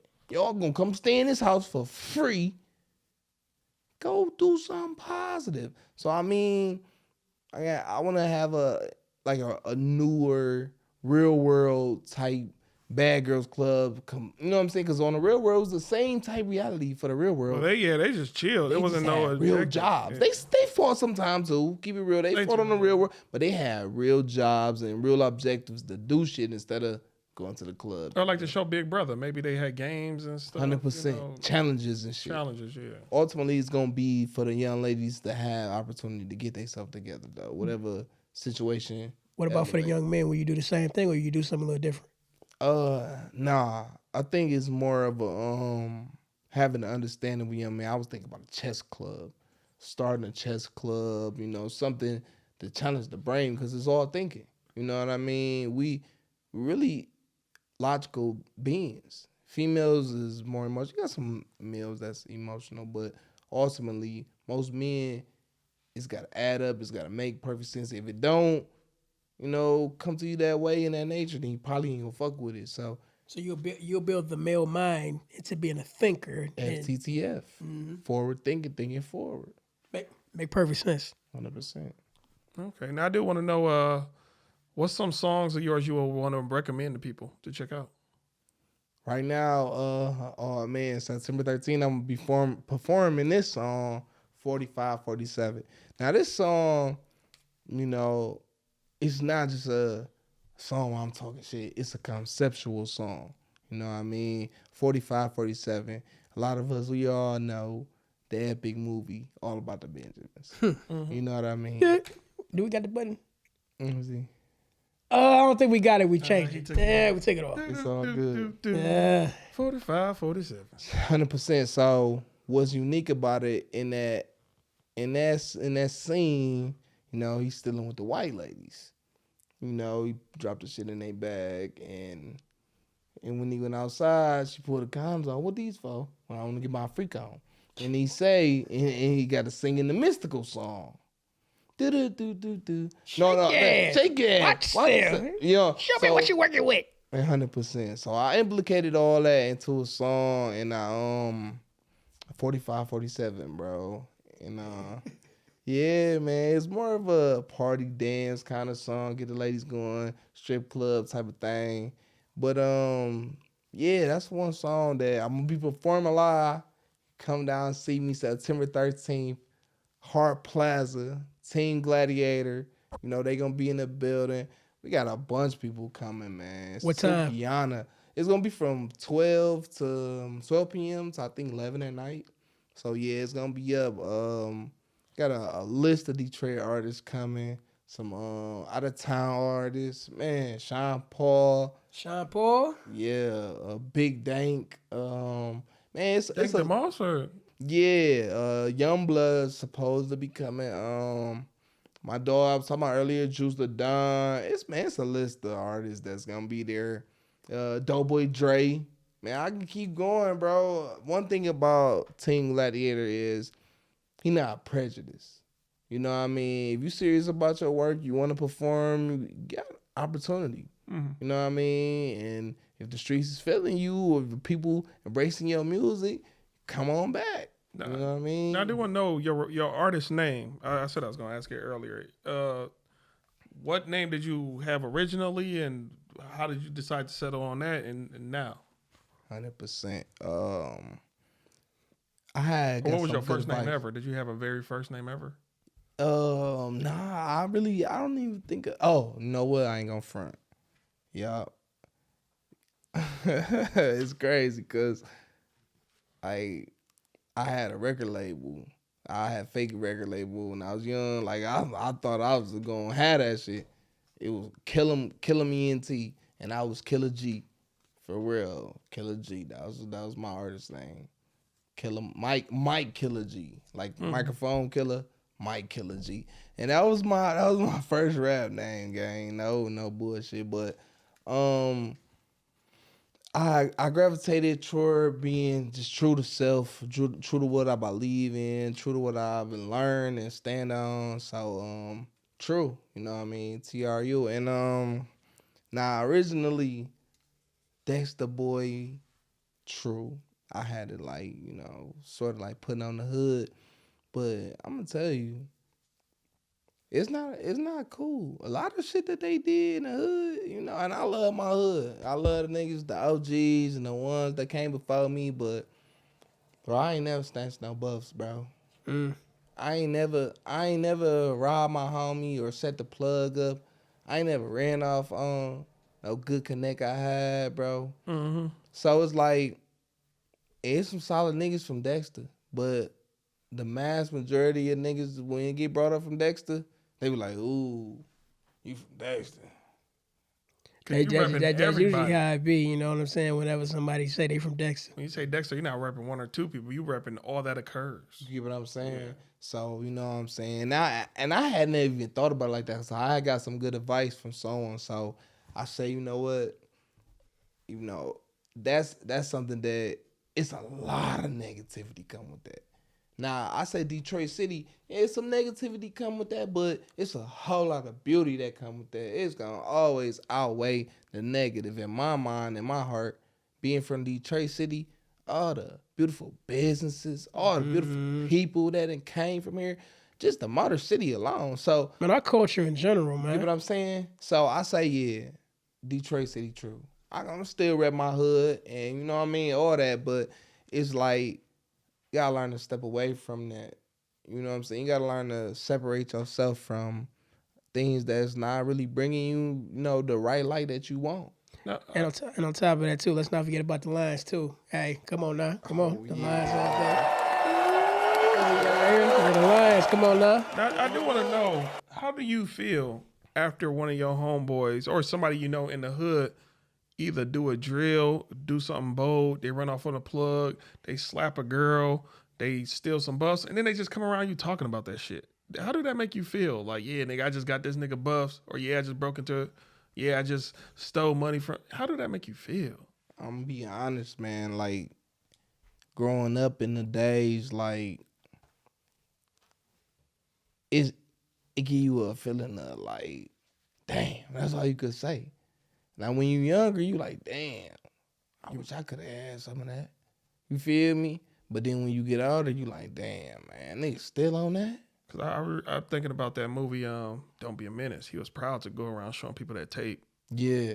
It made me want to watch you now. That means I can't trust you. 100%. I can't trust your ass. Save my life. Once we get to a certain age, man, certain shit just gotta just be not even, you can't even be willing to do certain shit as an adult, as a grown man, bro.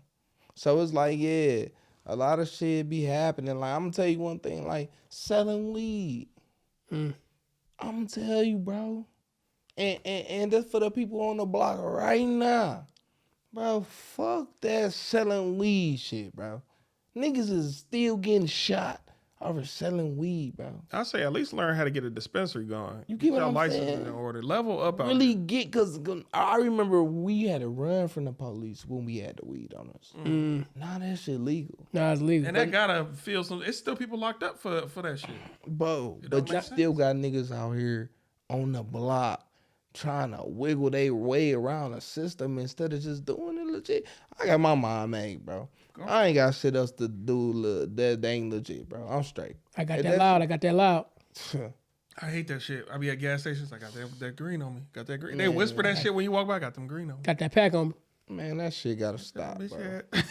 That shit gotta stop. I just feel like it's so much legitimate paper out here. It is. In all avenues. In music, in science, in all avenues. And one thing a lot of people dropping the ball on is damn crypto. Get in while you can. Yeah, I got crypto. I got crypto on almost every banking, like from my Cash App to my PayPal. I got crypto. I got Robinhood account. Robinhood. They just sent me an alert just now. Yeah, they just upped that market on that shit. They did because they know this shit about to take off for real. You gotta have like a certain amount of money even just to have that joint going now. What you talking about the Robinhood? I believe because they always changing their policy. Even right now, I don't know if y'all noticed or not, but Webull just now announced they bringing back their crypto exchange now. Oh, word, who? Webull. Webull? Yeah, because Webull, you couldn't do it for a long time. Don't know why, but then now bringing back their crypto exchange. They got their papers in order. Yeah, because they know this shit about to take off. They telling you right now, if you ain't in on it, hey, shame on you. I'm gonna tell you what, I hate that, you know, so I hate to use the word hate, but it's something that's so detrimental in the society that we don't watch the news enough. We don't watch the news enough. And I ain't talking about the local news and all that Fox 2 regular bullshit, the tragedy that happened down the street. I'm talking about the real government news when they ain't talking about the legislative shit and all these BBC and all laws that shit, yeah. the laws that's getting passed and the bills that's getting signed. Bro, I'm gonna tell you, bro, I got a broken back, bro. I got a broken back. And I be at the crib watching the news, bro. Bro, Donald Trump just signed the bill last month that's finna fuck niggas up. Bridge card shit, insurance shit, all them. He's trying to get people back in the slavery. He's trying to get. It's a lot of lazy people taking up on them programs. He's trying to get them motherfuckers out them programs. I believe all that shit is a way of slavery game. It is though. Like, yeah, if y'all gonna be eating and doing this and that work, nigga, I get you. It's just slavery. I think the biggest thing everybody missing in this particular type of generation, or even in the next 5 to 7 years, is AI. They're telling you right now, AI is about to wipe out 80 to 90% of the workforce, and gonna leave a lot of people outside in the cold. Look at right now, they got AI flipping the burgers. It's hard for a college kid to even get a job at McDonald's right now. The crazy thing is, we was just talking about this. I be on different platforms. We was talking about this game.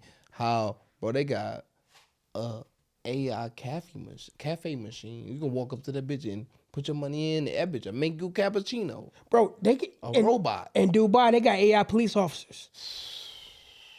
They even talking about right now, they talking about having AI doctors. AI lawyers. I'm hearing about that. Look, there's no job. They're trying to say there's no job out there that can't be replaced by a robot. What do you think that's going to do to the big three? These are the same jobs that created the middle class. I think they already AI. They got the robots and shit that put that in them cars together. Here's the funny part about that. Right now, you know, it goes through a process. The body shop and all that. At one time, somebody told me the body shop at one particular plant used to be 900 people. You know what it is now? 300. That cut the workforce down by what? Over 50%. Can I ask you a quick question though? Since you said you always watching the news, how do you feel about they're kind of more openly and freely now talking about aliens? How that make you feel? Is that propaganda, or you think it might be some truth to it? Nah, I'm gonna tell you straight up. I've seen some shit on CNN about that shit, bro.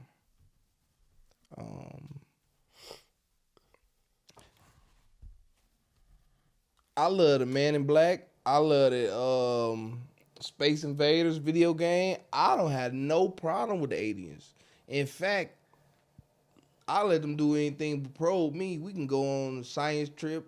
I just feel like, listen, we got this universe, this atmosphere, and we got all the different planets.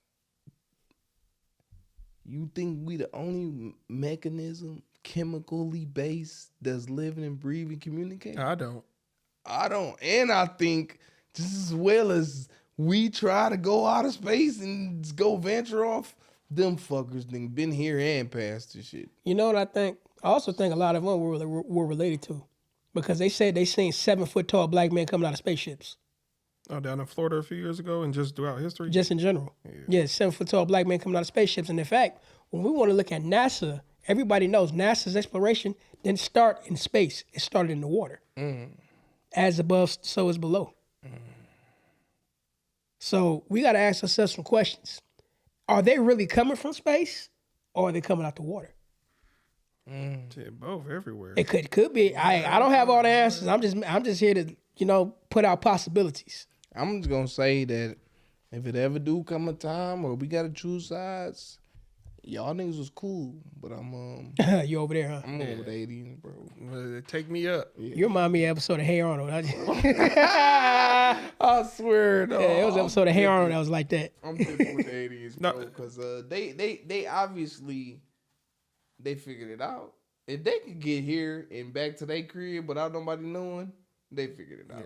Yeah. They figured it out. Oh, God. My final question to you though, your top 5 artists, rappers. Let's stick with rappers. You talking about generally or just? Yeah, I'm saying to make it better, if you could. Yeah, just top 5. Just top 5 rappers. We'll do it like that. Because he gave us top 5 in the city. I guess, yeah. Yeah, that's what I'm thinking about. I was about to say no. Yeah, no Michigan. No, 100%. Top 5. Unless you want to do Big Sean, Eminem. Oh no, yeah, no Michigan. No, I feel that. Number 5, I throw y'all, cause I be listening to different shit. Starlito.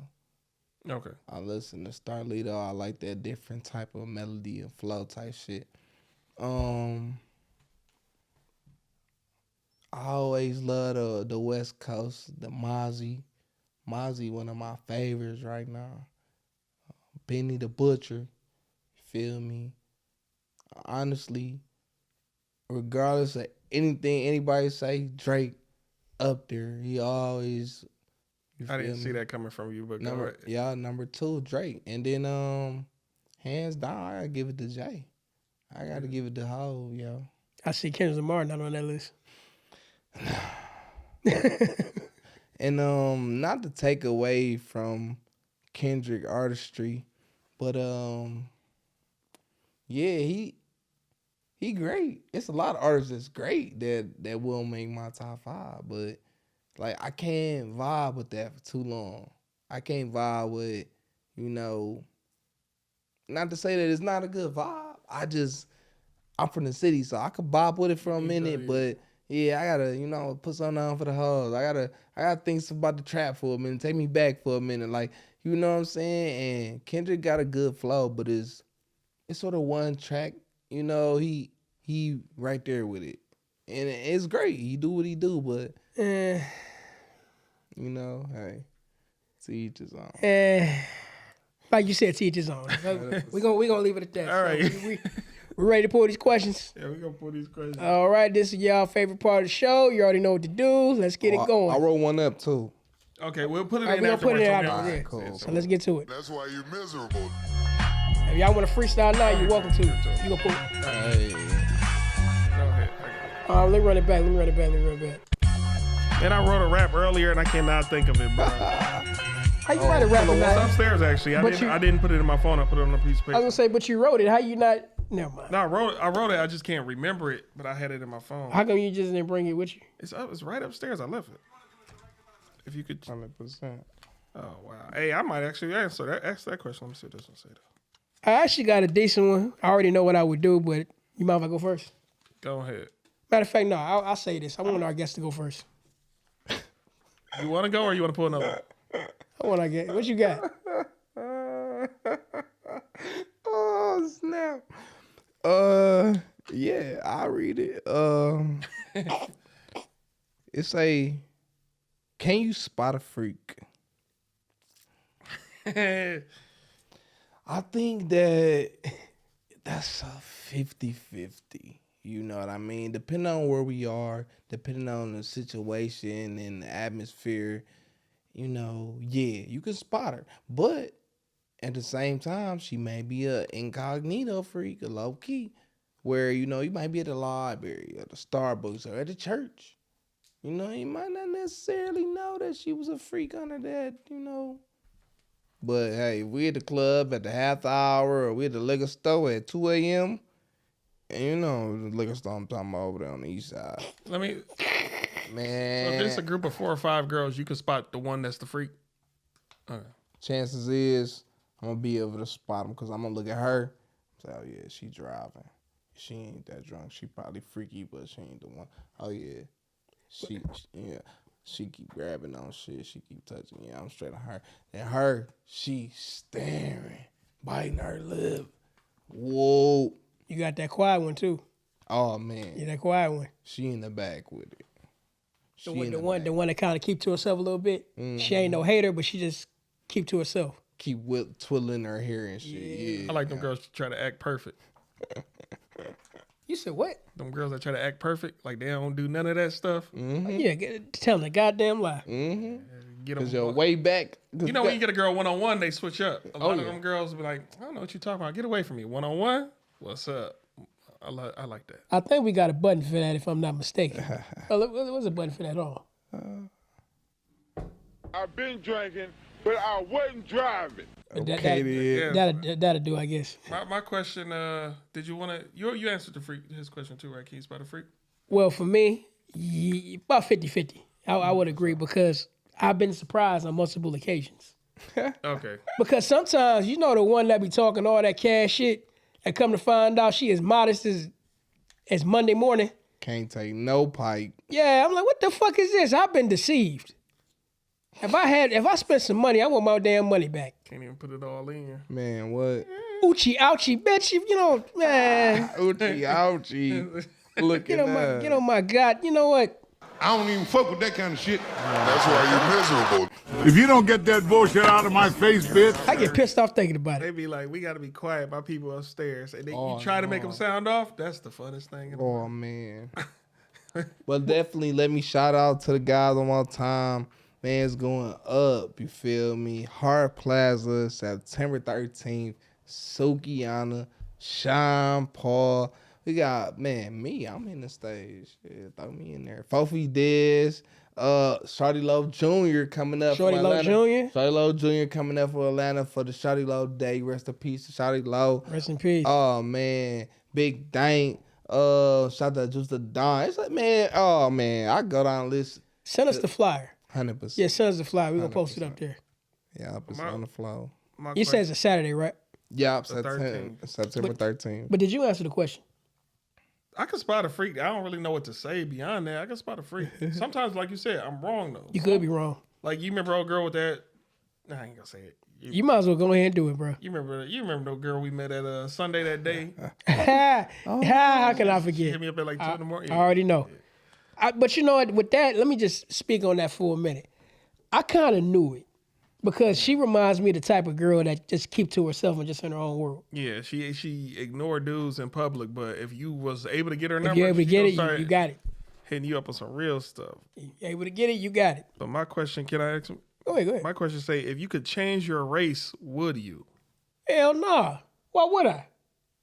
You come off like Uncle Tom. You sure you don't want to change your race? How's that I'm look? joking. That's Uncle Tom? No, that was the dude from Boondocks. Are you talking about Uncle Ruckus? Uncle Ruckus, yeah. Why would I want to change my race?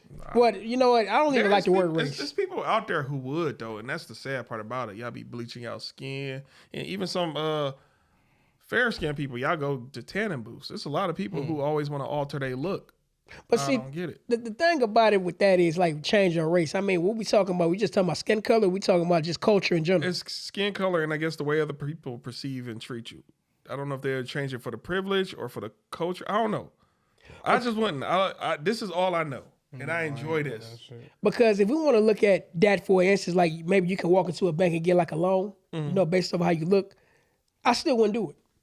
Because knowing what we know now about what we know, why should we? But let me ask this. Is this a permanent change or can I go back like Mystique and are you talking about just for a day? Yeah. If it's some Mystique stuff, I'm sure a lot of people would change up. But feel me? like, next 48 hours, people would change up. You know how much money a business like that would make? Everybody who want a job just got to pay $50 a week to look Caucasian from Monday through Friday. Well, would you do it? No, hell no. Would you do it? I am me. You wouldn't do it? Okay. I already told you I wouldn't do it. I'm me, bro. Now, my question, y'all really gonna like this one. What would you do if your spouse cheated? I'm gone. It ain't nothing beyond that. I'm gone. Now, if she cheated on me with a girl, I got to be honest. I got to see what the girl look like, though. Yeah. This shit. What's up with both of y'all? But even with a girl, I mean, yeah, I agree with that, but still, it's with a girl. It's not quite the same as a girl. I just got to say it, though. Some people, I know I know a dude right now, his girl cheated on with a girl, and he fought the dyke. He fought. Everybody was like, bro, she bad as hell. Wait, what? And she was bad? He fought her, though. He went outside. That's what they called it. Bruh. Can I ask you a question? So, what was his reason for fighting another? Because he possessive of his girl. Can't nobody have my girl. But mind you, the dyke was trying to take his girl. The dyke was one of them, I only mess with girls. Yes, I am trying to take your girl from you. I look at it like this. If she gone with you, she would never mind in the first place. I'll probably bring somebody on one day who could tell that story better. Hey, I'll tell you a crazy story. And they ain't got nothing to do with me. But I knew a chick that cheated on this guy. Got pregnant. The dude found out. Knew she was cheating. Still influenced her to keep the baby. So basically, wait, what I his don't think the kid. story open. Was the story over? The story is far from over, but I ain't Okay. gonna tell you all that. No. Keep going a little I'm about bit. to write a book about that shit. He influenced her to keep the baby. What happened after that, though? I think I know what happened, but I'm not The going to say next one or nothing. two things that happened after that. They still together. Oh, dang. I thought you was going to say something. Type shit. Well, open relationship. I don't know. You ain't Yeah, got to say no you more good, you because good. you just You keep know it. who Keep you it, are, too. keep I it thought where it was it's going at. to go another You know who you are. No, keep it where it's at. You don't want nobody to get exposed up here. No, man. We don't want none of that. I thought you was gonna say he influenced her to keep the baby, and when she did, then he cut them both off, and now it's a single mother out here with a kid, and he put her in. I thought that's the direction he was going. It's just crazy that I would never do that.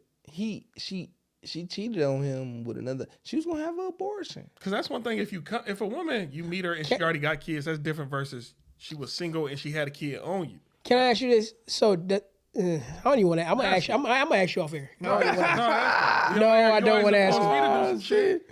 He don't gotta answer the question. I can edit it out. Okay. Does the guy know what happened? Yeah. Yeah, he know, nigga. What kind I had to double check to make sure. Yeah. He know. The child, actual father know. But the boy don't know. Well, what I'm asking is, do he know who did it? You ain't got to answer that. You ain't got to answer that. You ain't got to answer that. Write your book, man. He know that ain't his baby. And he know who the baby daddy is. He know. Like, I don't know, bro. These niggas see. But the little kid turning out to be a cool kid, though, right? He ain't no weirdo. Yeah, he bad as hell, but yeah. But it just, listen what he just, that's a crazy story, man. I don't even want to think about it. I'm about to write a book about that shit.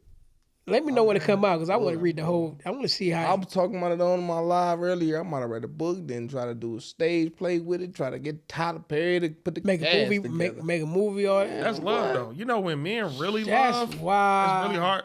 Like, women can walk away from their hearts kind of easier than men. A man, when he really love, that's why most men, in my opinion, they'll unalive their spouse before a woman will unalive her male spouse. 100%. Because our love is different. Because we actually practice unconditional love. Yeah, we actually do that. I love you. Like, I've had my heart broken. I sat back and thought, should I continue to pursue? But I did what I felt was a smart thing and continued to walk away. But other people like, fuck that. I'm gonna tell you what I noticed. A lot of guys forget that we supposed to be the thinkers and creators. They let their emotion is what? Energy and motion. Mm-hmm. So you done let that negative energy from this situation override your thinking. You a thinker, you a man. When you override it with them emotions and put your energy in motion, then you gonna do some crazy crash out shit. But see, that goes between the difference between being in love and falling in love with somebody. Because do anybody know the difference? 100%. Because, one is dangerous. Another one is cool. Because if you're in love, nothing wrong with that. Hey. That's fine. Hey. But if you're falling in love, listen to the word falling. That means you are head over heels. That means you putting that person on a pedestal. I can't even remember a time where I done actually fell in love. Like yeah, I love unconditionally, but I don't trust enough to fall in love. I don't trust. That's dangerous as a man. I don't trust at all. So you're not. I'm sorry for asking you this question. You're not faithful, then, are you? Yeah, I could be faithful. Most dudes. Why would you ask me I that? got to, bro, because most dudes I meet like you who say they don't trust. No. It don't mean he's not faithful. Why would you be in a monogamous relationship if you don't trust? See, listen. I could be with a woman and we can have love and be reciprocating energy, helping each other reach our goals, emotional standpoints, whatever me and this other person sharing ourselves with each other. Mm-hmm. Yeah. But I'm not going to trust you. I'm going to believe that you willing to perform as much as you can show me you willing and capable to do. And I'm going to love you unconditionally as long as it's safe for myself. I'm not going to give you no love because love is always an action word. It's action. You can say you love me, but until you do a actual performance of love, like, man, I needed you or I depended on you. Like, these type of things show your real action of love. So, and another issue too, you got to understand, like, with this going back to what I was saying about unconditional love. Men, we love different. You know what I mean? We don't just sit there in the emotion and be like, I love you. No, we're going to show you by saying, look, I wouldn't do that if I were you because that's dangerous. Hands down. And me opening my mouth to tell you that was love. That was love. I ain't even let you go over there because I know it's them hoes over there. It don't mean no good. They don't want nothing but for you to buy a bottle, be the one that's driving. Mm-hmm. No, they ain't. And you think, I'm trying to stop your fun. No, they're telling you that on the love because I already know what type of time that is. But see, going back to falling in love, that also take away, your eyes for leadership as well. Because instead of leading, what you're doing is you're conforming. Mm-hmm. And love don't always mean, baby, I love you. That's not always love. That's coddling. If sometimes you let a kid bump his head and get him up on his own, that's love. For sure. I love him enough to learning the hard way. You got to stand up, son, or daughter. Queen. 100%. So I mean, when you're dealing with love and especially these days, I call these the sexy red eras. Yeah, we had community. I call it community. We had the Beyonce days, with the independence and all that good shit. But no. I don't even know where the hell we heading next. We have walked into the age of sexy red. I know the answer to this question, but I'm gonna ask both of y'all. Do you think it's ever a slight chance for it to go back to where it was? Go, but what way was it? Right. What you talking about? What I mean is go back to the way where we can actually start promoting healthy families. We can actually start trusting each other. That ain't never left. I'm not even gonna lie. It's just that it don't get televised. Stuff like that. Like even they say black men don't raise their kids or be there for their kids. Cap. That's cap. So even what that question, that ain't never left. You still got the healthy relationships. It's just it's not. I'm not saying it's not there, but what I'm saying is, will that be the prominent narrative in the community? That's what I'm saying. Nah, that's what I'm saying. I don't think they're ever gonna allow. Because the men are not in the house no more. I ain't gonna say the powers that they're be. not. I'm not gonna say who they is that's doing this, because the same day that DJ Khaled be talking about them day. Listen, bro,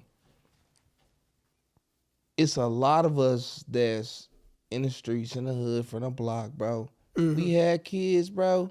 Niggas want to be there for they shorties, bro. Niggas want to be there, but due to the conditions, due to lack of education, due to just simply being misled, bro, niggas end up in jail, niggas end up on a block with dope, niggas not really educated. So it's like, damn, how you gonna really be a man in this household, get respected by this woman, be able to raise these kids, and you ain't got no fucking money?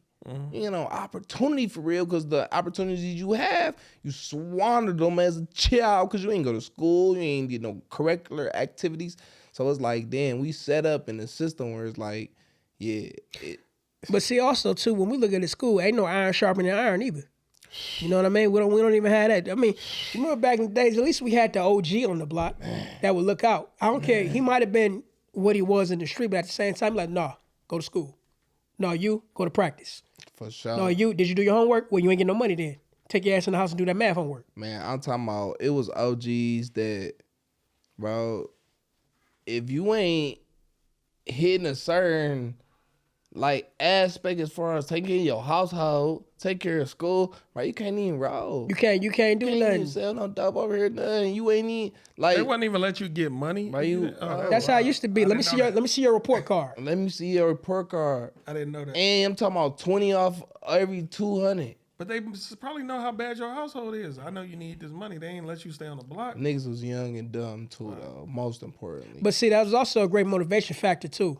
If I want to be something in life, I gotta really, you know what I mean? I gotta build the ass and really get it. 100%. I mean, me being the motherfucker, I'm from the streets. I done roll for somebody else's sake. I done had my own work. I done had a real legit job. I have career trade, licensed carpenter. So I seen all aspects of it, from the hood to where I live at now, far damn near an hour away. So it's like, bro, I understand this shit. And then, bro, I done died and been in prison. Both of them. The same shit. That's what they tell you, get out the streets. You gonna die and go to jail. I done did both of them. So at this point, if it ain't about bettering self, uplifting for my people, doing some shit that's gonna make us just enjoy life and feel good, I ain't got no energy, no time for it, man. No wrong with that. Down. Yeah, you got any more questions? No, I don't got no more questions. Well, no, I did. Do you produce also? No, but I want to get into it, bro. I'm going to get another laptop specifically for that. Download me some sort of software and get into it. I used to do Fruity Loops. That was actually pretty easy to make beats on there. For me, you might. Well, this was a question I wrote. Oh yeah, I'll take it out though then. A little noodle drawing. All right. Yeah, I think I asked all my questions. All right, we one more time, you mind telling them how to get in touch with your organization if anybody want to reach out to you? 100%, man. Shout out to the Takeoff podcast. Hey, salute. You know what I'm saying? DetroitcityTru. You can find me on Instagram, DetroitCity_True. Find me on TikTok, Grand T223. And man, anything I want to know. September 13th, Hart Plaza, Detroit next to Blow, Sukiana the GOAT, you feel me? With the good Gucci with the good. Yeah, I know the name. Hey, what's up, man? Holla at me on all platforms. You can get my music too, YouTube, under the same name, DetroitcityTru. Get that 45-47, y'all. Check and that it's out. on the flow, 45-47. I'm gonna be performing that live. I'm about to have them twerking out that thing. Ooh, Hey, they ready. You already know, Yes, man. We want to sir. thank you again for being, showing up, man. Let's get him another hand clap. One more time. And of course, you already know who I be. I'm your boy, Adrian, a.k.a. D. Takeoff I'm 89. Stubbs. And we out here. Peace.